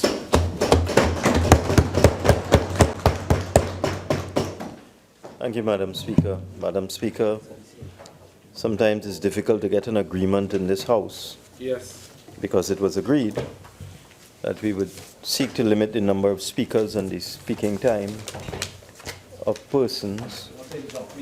And that was an agreement reached between the government and the opposition. And we kept our side of the bargain by limiting the number of minutes that our speaker spoke and honorable members opposite did not. That's very, very unfortunate. I don't see the point. If we have an agreement, let's try and adhere to it. It just doesn't help. It creates distrust. Now, Madam Speaker, a number of points were made in this debate, but let me start in reverse order.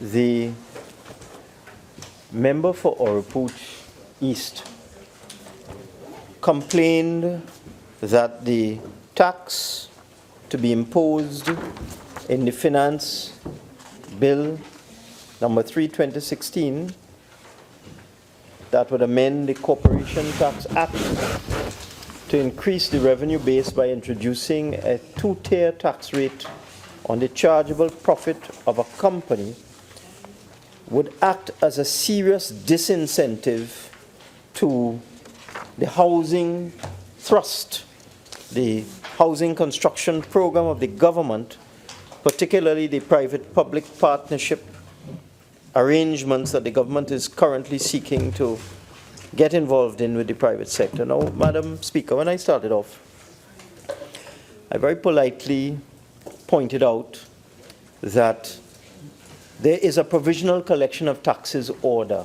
Provisional Collection of Taxes Act, which allows the government to impose a tax during an appropriation debate. And then one must return to the Parliament within 21 days to confirm the order, otherwise the order lapses. And I was polite because I did not point out that the Honourable Leader of the Opposition, a former Prime Minister, and someone with 20 years parliamentary experience, who would have experienced at least 20 provisional collection of taxes orders in the honourable member's tenure, and understands and knows exactly what a provisional collection of taxes order is, and therefore should and does know that one can impose a tax in the appropriation debate without the benefit of a bill, and therefore the allegation that the online tax was unlawful was simply without any substance. I was very disappointed that someone with that level of experience would seek to propagate that mythology and that misinformation that the online tax was unlawful and create hysteria and panic in the country. And now we have the member for Oropouche East in similar vein making a statement that is completely without any foundation. And what is disappointing is that the member for Oropouche East was a minister of housing. And he knows that there is something called the Housing Income Tax Incentive Regulations. And he knows that in addition to the Housing Income Tax Incentive Regulations, there's also another piece of subsidiary legislation called the Housing Registration of Traders and Land Developers Regulations. And he knows that these pieces of subsidiary legislation have been in force for 40 years. And he knows that if a housing developer is a registered trader, he is exempt from income tax. He knows that. And therefore, if you are a registered trader in houses, whether the tax is 10%, 30%, or 50%, you are exempt.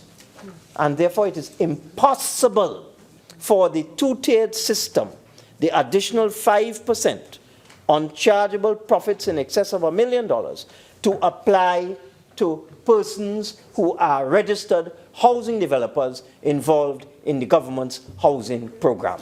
It is very disappointing because the honorable member portrays himself as an intellectual and comes into this house with this politically disingenuous style to make these ridiculous statements that have no basis in fact. So it's just absurd, Madam Speaker. It's very disappointing and it's absurd. Disappointing and absurd. He knows. He signed all sorts of documents. The honorable member, I apologize, the honorable member for Oropouche East. I'm not.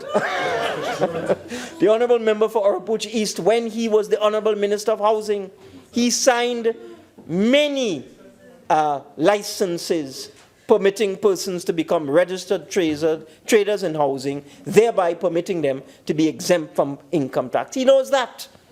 And that's what is so disappointing. And that is what is so bad about the way we speak in this house. We have agreements, they break them. They are things that are factual, they come and they spread mythology and misinformation and downright untruths in this parliament. And they know better. It is just unfortunate and it is highly disappointing. And I urge honorable members of opposite, if you have to make a point, make a point. Make a good point. Don't come here and try and mislead the population and mislead the honorable members who just have arrived and have no understanding of process and might actually believe the things that you are saying. Now, with respect to the online tax, Madam Speaker, it's absolutely crystal clear how the online tax will apply. Crystal clear. It's illustrated in the order and in the bill. The tax is only chargeable to consumers. And the definition of a consumer is contained in the Electronic Transactions Act. And for those who don't know, and they're supposed to know, because the Electronic Transactions Act was passed by the PP government. This is what beats me. Every one of them debated it. It was their legislation. And the definition of a consumer in the Electronic Transactions Act means any person who enters or intends to enter into an electronic transaction with a supplier as the end user of the goods or services offered by the supplier. How much more clarity do you want than that? It was your legislation. I remember it was, I believe it was Nan Ramgoolam. It was the minister who came and passed the Electronic Transactions Act right here. I debated it, and this definition is in that act. So you should know better. It is your legislation that created the concept of a consumer being the end user. And therefore, since you know, why are you asking about it and pretending that you don't know and saying people will become confused? This is wrong. It is time for this kind of a puerile debate to come to an end.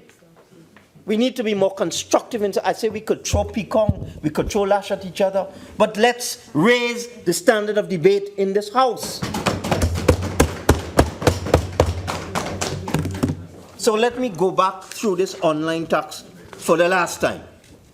The tax is applicable to a consumer who brings in a good by air transportation using an electronic transaction, and the good is entered from a transit shed. It has nothing to do with the person who's passing through Piarco with a suitcase. Nothing to do with them. And it's also patently obvious that if someone buys a gift for you and ships it through, that is not something that is acquired through an electronic transaction originating in Trinidad and Tobago.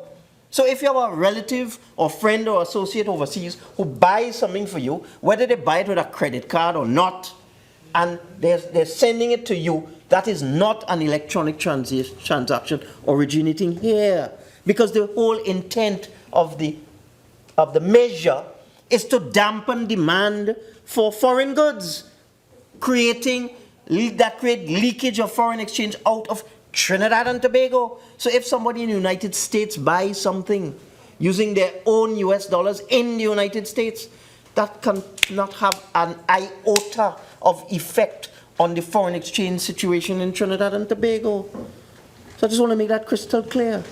If someone sends you a gift, that gift is not subject to this online tax. If you are importing things to your business, raw materials for distribution and sale and retail, those items are not subject to the online tax. It is simply a consumer who buys something on Amazon or on Best Buy or any one of these online retail stores for their own use, for their own personal use. Not as a distributor, not as a wholesaler, not as a businessman. So I hope I have clarified this matter, and I ask that you think about it and please try not to mislead people in the future about this matter. With respect to some of the other points made, Madam Speaker. This time is so clear. Well, okay, thank you. With respect to the points, other points made, Madam Speaker, I am absolutely fed up of honourable members opposite coming and saying they don't know where to find information. It's getting overbearing. There is something called the review of the economy. Every single government that has passed through this parliament, whether it is NAR, whether it is UNC, whether it is PNM, has published several reviews of the economy. And if you go into that document, you will see government expenditure, government income, government debt, debt to GDP ratio. All the information is there. You know, if you have eyes, open up your eyes to see. If you go and look in the current review of the economy, you will see the debt, you will see the expenditure. And I listened to what was being said, that the information is not there. And you have to search here and you have to search there. And I went and I found the review of the economy, the last review of the economy published by the UNC, the 2014 review of the economy. And when you go into the 2014 review of the economy, Madam Speaker, what does one find? Review of the economy 2014, published by honourable members opposite, on Appendix 21. And this is for those who don't know, and I'm very surprised that you don't know. You will always find information on revenue and expenditure in the appendix that deals with central government fiscal operations. And in this particular document, the Review of the Economy, Appendix 21, Review of the Economy 2014, it tells you, and these are not my figures, these are the figures of the honorable members opposite, that in fiscal 2010, total expenditure was of the order of $45 billion.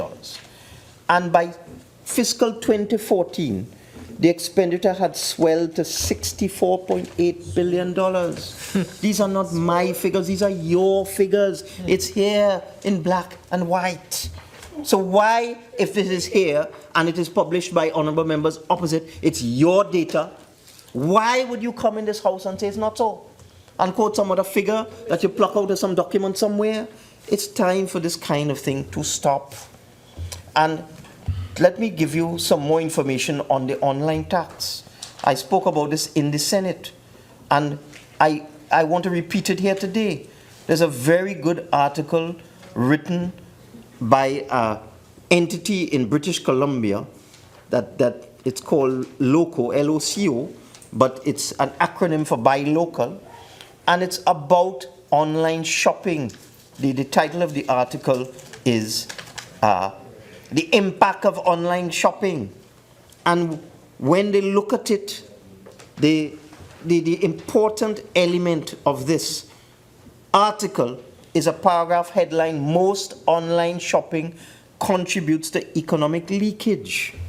Research shows that 2 out of every $3 spent online by Canadians goes to a US retail website.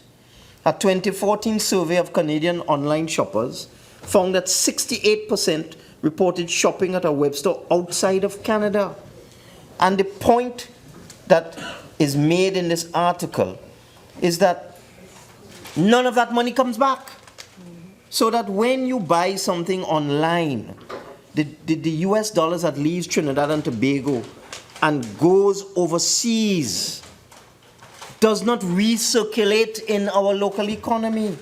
And based on their research, they estimate that online shopping has up to 32% less economic impact based on the fact that the currency does not return to Canada. Now, this is a developed country looking at the impact of online shopping on a developed country and making the point, the obvious point, that if you are engaging in online shopping, you are exporting your currency, and that is not coming back because it employs no one. There's no added value from online shopping. So try and understand, we are not the first country in the world that has grappled with this problem. Online shopping contributes to economic leakage. It contributes to loss of jobs. Because if you have to buy local goods, you have to have a warehouse, you have to have a distribution mechanism, you have to have transportation, you have to have quality control, you have to have an inventory control, you have to employ people if you're buying locally. But if you send the money overseas by the click of a button on the internet using your credit card, you are just exporting the currency in Trinidad and Tobago. It does not come back. There is no multiplier effect, and there's no added value. These are obvious truths. So put aside the politics. Online shopping is not a good thing for a developing country because it contributes to economic leakage. These are facts. This is not fiction. This is reality. So, Madam Speaker, I don't think I really have to say much more. I think I've dealt with the philosophy behind the online tax. I've explained its application. I've explained why we need to do it as a developing country, as an open economy, why we need to do it. And I think I have debunked this theory about the tax on millionaires being a disincentive to housing because registered traders in housing are exempt from income tax. So it does not matter what the income tax is. I beg to move, Madam Speaker. Honourable members, be it resolved that the Provisional Collection of Taxes Order 2016 be confirmed. All in favour say aye. Aye. Any against? The ayes have it. Minister of Finance, motion number 2. Thank you, Madam Speaker.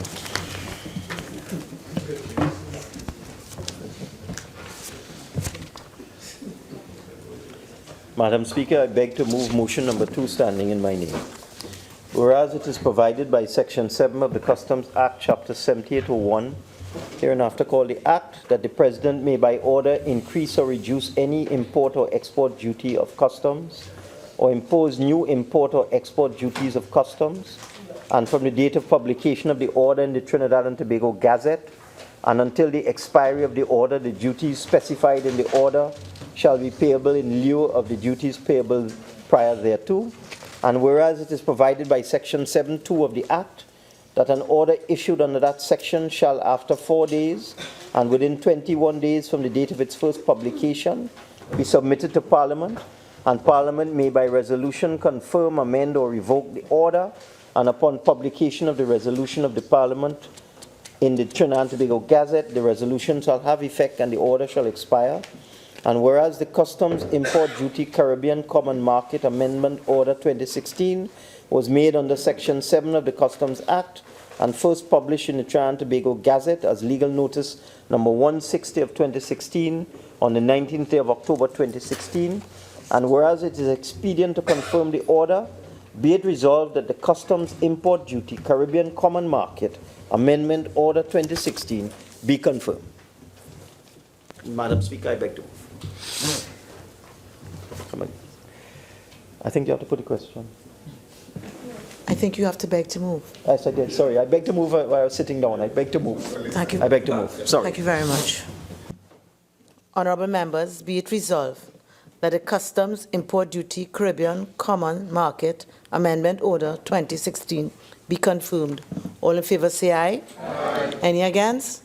The ayes have it. Motion number 3, Minister. Thank you, Madam Speaker. I beg to move motion number 3 standing in my name. Whereas it is provided by Section 13.2 of the Excise General Provisions Act, Chapter 7850, hereinafter called the Act, that the Minister may by order impose any new excise duty or increase any excise duty, and from the date of the publication of the order in the Trinidad and Tobago Gazette, and until the expiry of the order, the duties specified in the order shall be payable in lieu of the duties payable prior thereto. And whereas it is provided by the said Section 13.2 of the Act that every order issued under that subsection shall, after 4 days and within 21 days from the date of its first publication, be submitted to Parliament, and Parliament may by resolution confirm, amend, or revoke the order, and upon publication of the resolution of Parliament in the Trinidad and Tobago Gazette, the resolution shall have effect and the order shall expire.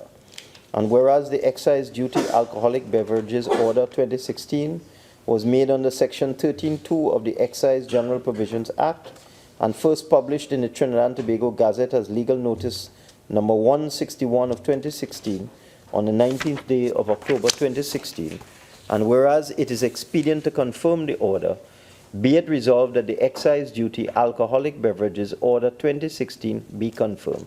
Madam Speaker, I beg to move. Honourable members, be it resolved that the Excise Duty Alcoholic Beverages Order 2016 be confirmed. All in favour say aye. Aye. Any against? The ayes have it. Minister of Finance, motion number 4. Thank you, Madam Speaker. I beg to move motion number 4 standing in my name.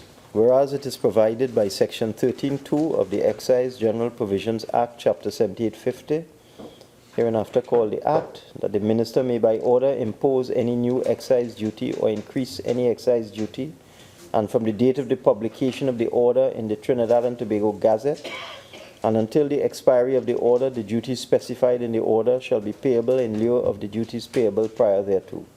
And whereas it is provided by the said Section 13.2 of the Act, that every order issued under that subsection shall, after 4 days and within 21 days from the date of its first publication, be submitted to Parliament, and Parliament may, by resolution, confirm, amend, or revoke the order, and upon publication of the resolution of Parliament in the Trinidad and Tobago Gazette, the resolution shall have effect and the order shall expire.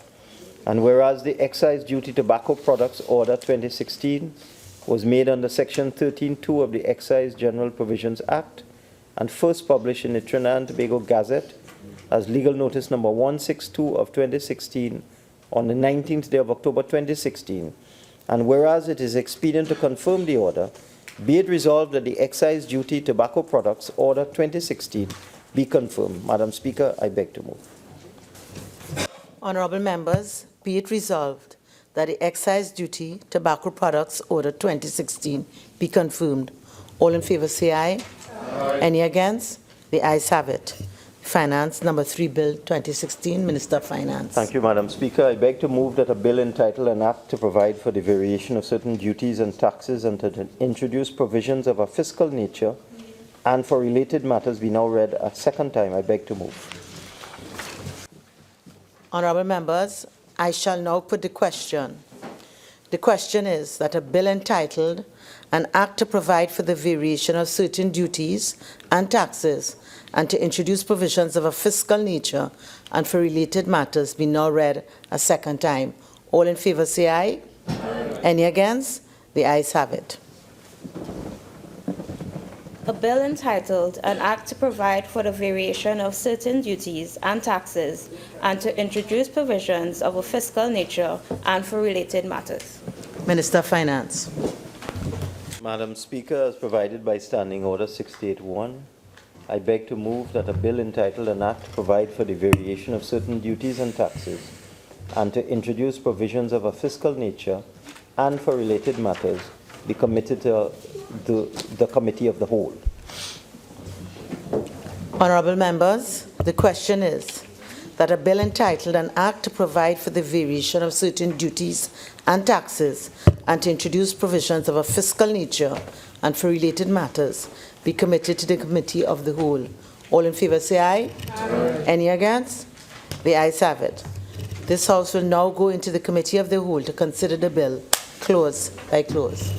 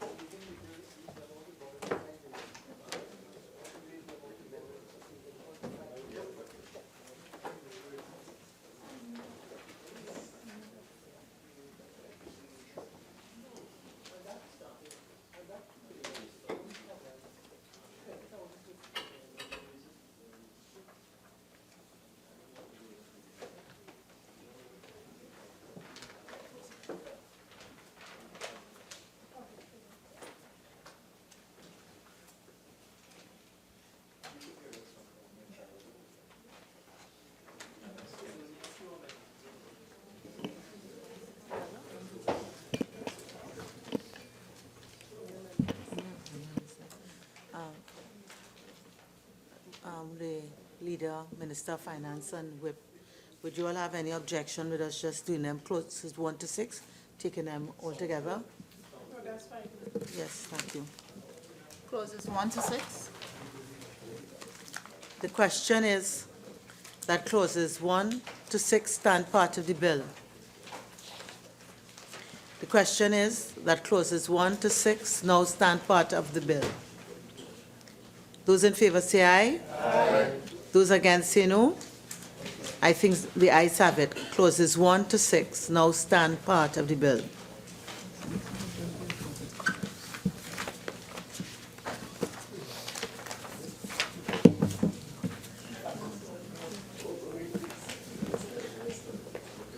Honorable members, the question is that the bill be now reported to the House. Those in favor say aye. Aye.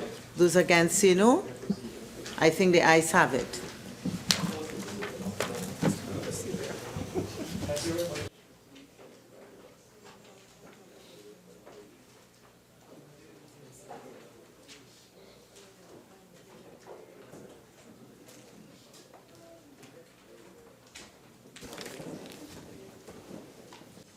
Minister of Finance.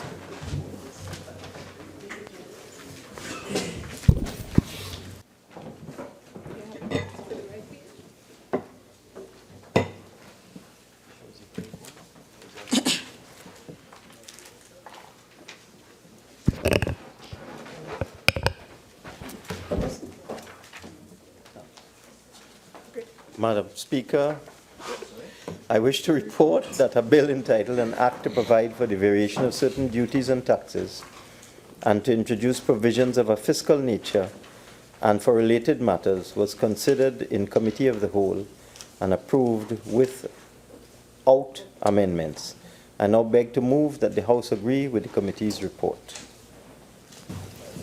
Honorable members, the question is that this House agree with the committee's report on a bill entitled An Act to Provide for the Variation of Certain Duties and Taxes and to introduce provisions of a fiscal nature and for related matters. All in favor say aye. Aye. Any against? The ayes have it. Minister of Finance. Madam Speaker, I beg to move that a bill entitled An Act to Provide for the Variation of Certain Duties and Taxes and to introduce provisions of a fiscal nature and for related matters be forthwith read a third time and passed. Honorable members, the question is that a bill entitled An Act to Provide for the Variation of Certain Duties and Taxes and to introduce provisions of a fiscal nature and for related matters be now read a third time and passed. All in favor say aye. Aye. Any against? The ayes have it. A bill entitled An Act to Provide for the Variation of Certain Duties and Taxes and to introduce provisions of a fiscal nature and for related matters. Leader of the House. Thank you very much, Madam Speaker. Madam Speaker, I beg to move that this House do now adjourn to Friday, the 18th day of November, 2016 at 1:30 p.m. At that time, we will do the gaming bill. Honorable members, there is one matter that qualifies to be raised on the motion for the adjournment of the House, filed by the member for Tabaquit. I now call upon the member for Tabaquit.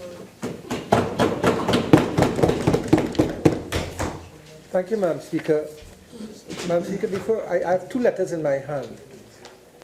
One on both seem to approve two motions. I mean, you maybe check it, but the first one that you're referring to, may I ask whether it's the one for Flanagan RC School?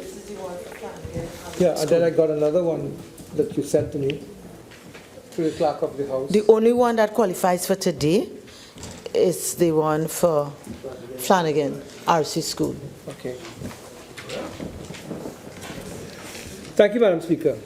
Madam Speaker, the motion that I have here reads as follows. The failure of the Ministry of Education to provide for the continuation of the Flanagan RC School, despite assurances given by the Minister of Education in this House on Friday, March 11, 2016. Madam Speaker, as you are aware, in your Speaker's procedural bulletin number 2, Standing Orders 108, House of Representatives, and 98 Senate, it speaks about the Committee on Government Assurances. And the definition of an assurance given there is an assurance is a statement made to the House in which a minister promises to undertake an action or implement a policy or new plan. An assurance is made during question time, debates on bills, minister statements, and the raising of matters on the adjournment. Madam Speaker, on the 11th of March 2016, I brought this motion to the House, and there was a debate in which I contributed, and also the Honourable Minister of Education and Member of Parliament for Naparima. Madam Speaker, in that debate, and I quote from the Hansard of that date, the Minister said, I wish to assure the member for Tabaquit, and I repeat, I wish to assure the member for Tabaquit, residents of Flanagan Town, and by extension the national community, that notwithstanding the cash flow difficulties being experienced by this government and by the Ministry of Education, the Ministry remains committed to completing construction of the Flanagan Town RC School. We remain committed to the completion of the school. As such, I want to assure that every effort will be made to collaborate with the Ministry of Finance to identify the required funding that will enable a resumption of construction and eventual completion of the school. Madam Speaker, it will be very easy for the Honourable Minister to come this evening and say, well, I'm continuing to collaborate with the Ministry of Finance to identify funds and what have you. But I brought this motion almost 6 months before the debate on the last budget, with the intention to ensure that the Minister would have collaborated and a provision would have been made in the last budget for the completion of the school. By the Minister's own admission in that debate, he said that 21% of the school had been completed, but that because the contractor was not paid, by December 2015, the contractor had suspended the works. And that is when he said 21% had been completed, which included clearance and the preparation of the project site, fencing of the site, architectural designs, which are 90% complete, foundation works, 30% complete, and washroom block that was 100% complete. Madam Speaker, the community of Flanagan Town is very disappointed. And last time I brought this here, when you read the records of Hansard, you'll see members on the other side try to make fun of what I brought here, making comments about who supported who and who didn't support who and what I did in 5 years and what I didn't do in 5 years and so on. And that notwithstanding, it is very important that today we look at carefully this assurance that was given by the Minister and to find out from the Minister why the students and the children of Flanagan Town are not going to have their school, and there is no date when the school will be restarted.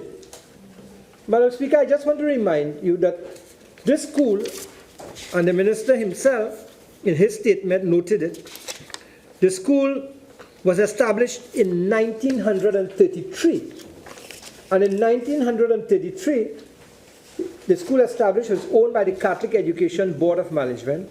It is 83 years old, and it is in a dilapidated state. And I pointed out that the children are being housed really in a church for all these years and going to school in a church, 52 children. And it is very distressing that every day people are passing there and seeing this abandoned school building now, and nothing is happening, and there was no indication in the last budget that anything was going to be done to advance this process. Madam Speaker, the outcome of this is not only that the children are being denied, but a contractor is owed money for works that have been completed. And also, when you go to restart this school now, if you go and see there's bush and grass all over it, you'll have to do an assessment again to see what the condition of the foundation that has been laid down, to determine the integrity of what is there now on the site. And this is going to cost you more money. If the Minister had kept his assurance and had gone through with the Ministry of Finance and got money at least to continue part of the work for this fiscal year, you would have had an advanced position with respect to the school. A similar thing, exists now with the Parvati Girls College and the Shiva Boys College, nearly 80% complete, and no provision made. Also the Ramai Trace Hindu School, same thing. And one has to ask the question, why is it that you are not doing what you promised to do according to assurances? Madam Speaker, may I compliment you for reminding us as members of Parliament by circulating this Speaker's Procedural Bulletin number 2 that reminds us about government assurances. Because what it does, this particular matter on the standing orders, it really determines a new level of accountability. Perhaps that wasn't there before, where members of Parliament and ministers in particular would know that they are really responsible and accountable to the people, and you just cannot come here and politic and make promises that maybe deep down you have no intention of carrying out at all. That is not integrity.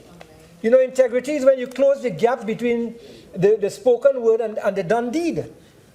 And in this case, there's a big gap between what was spoken and what was not done, which raises the question of the level of integrity involved in the approach of the Minister to getting this matter completed. Madam Speaker, that is what I have to say on this, and I await the Minister's further assurances. I thank you. Minister of Education. Thank you very much, Madam Minister. Madam Speaker. My apologies. Thank you very much, Madam Speaker. Let me begin by simply stating that the Ministry of Education and the government of Trinidad and Tobago remain committed to having that school constructed in the not too distant future, as soon as certain things have been put in place. And I will explain.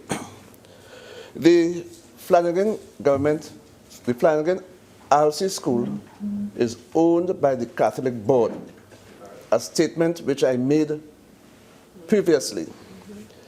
I wish to reiterate that nothing can be done unless we have the concurrence of the board. No nail can be driven, no brick can be laid until and unless we have the agreement of the board. What had happened was the member for Tabaquite met with residents of the area without consulting the board, the Catholic board. And the Catholic board took objections, grave objections to that. For Tabaquite, I know you really didn't mean that, so if you could just withdraw that, please. Yes, but please. So would you just withdraw your statement? Thank you very much. Continue, please. Thank you very much, Madam Speaker. The Catholic board became aware of designs that were drawn for the school, for the construction of a new school, again, without the agreement of the board. The board raised certain objections, and there were two major objections. One was that the drawing of the building would have placed the school too close to the church. And secondly, it would have prevented free access to the church. On those two grounds, the Catholic board objected. In addition, the Catholic board insisted that any plans that had to be drawn must be certified by a qualified engineer appointed by the Catholic board. Remember, the Catholic board owns the school. However, this was subsequently done, and the Catholic board was in agreement with what was decided upon.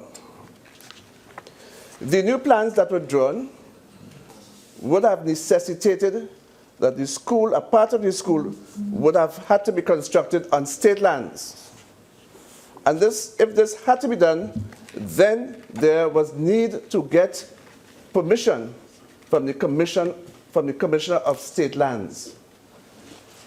That caused another delay, and up to this point, we have not seen any permission granted by the Commissioner of State Lands. Those were some of the major areas necessitating the delay. In addition to that, Madam Speaker, as all of us know, because of the economic downturn, we found ourselves in a position where we could not have made payments to the contractor on time. And as a result of this, in December 2015, the contractor suspended works. And that is the situation as it is. The Ministry of Education is in discussions with the Catholic Board and with EFCL in an effort to have this straightened out. We were unable to make any allocations in the 2017 budget simply because we needed to have had all those permissions, including, most of all, the permission from the Commissioner of State Lands before we can move forward. Thank you very much.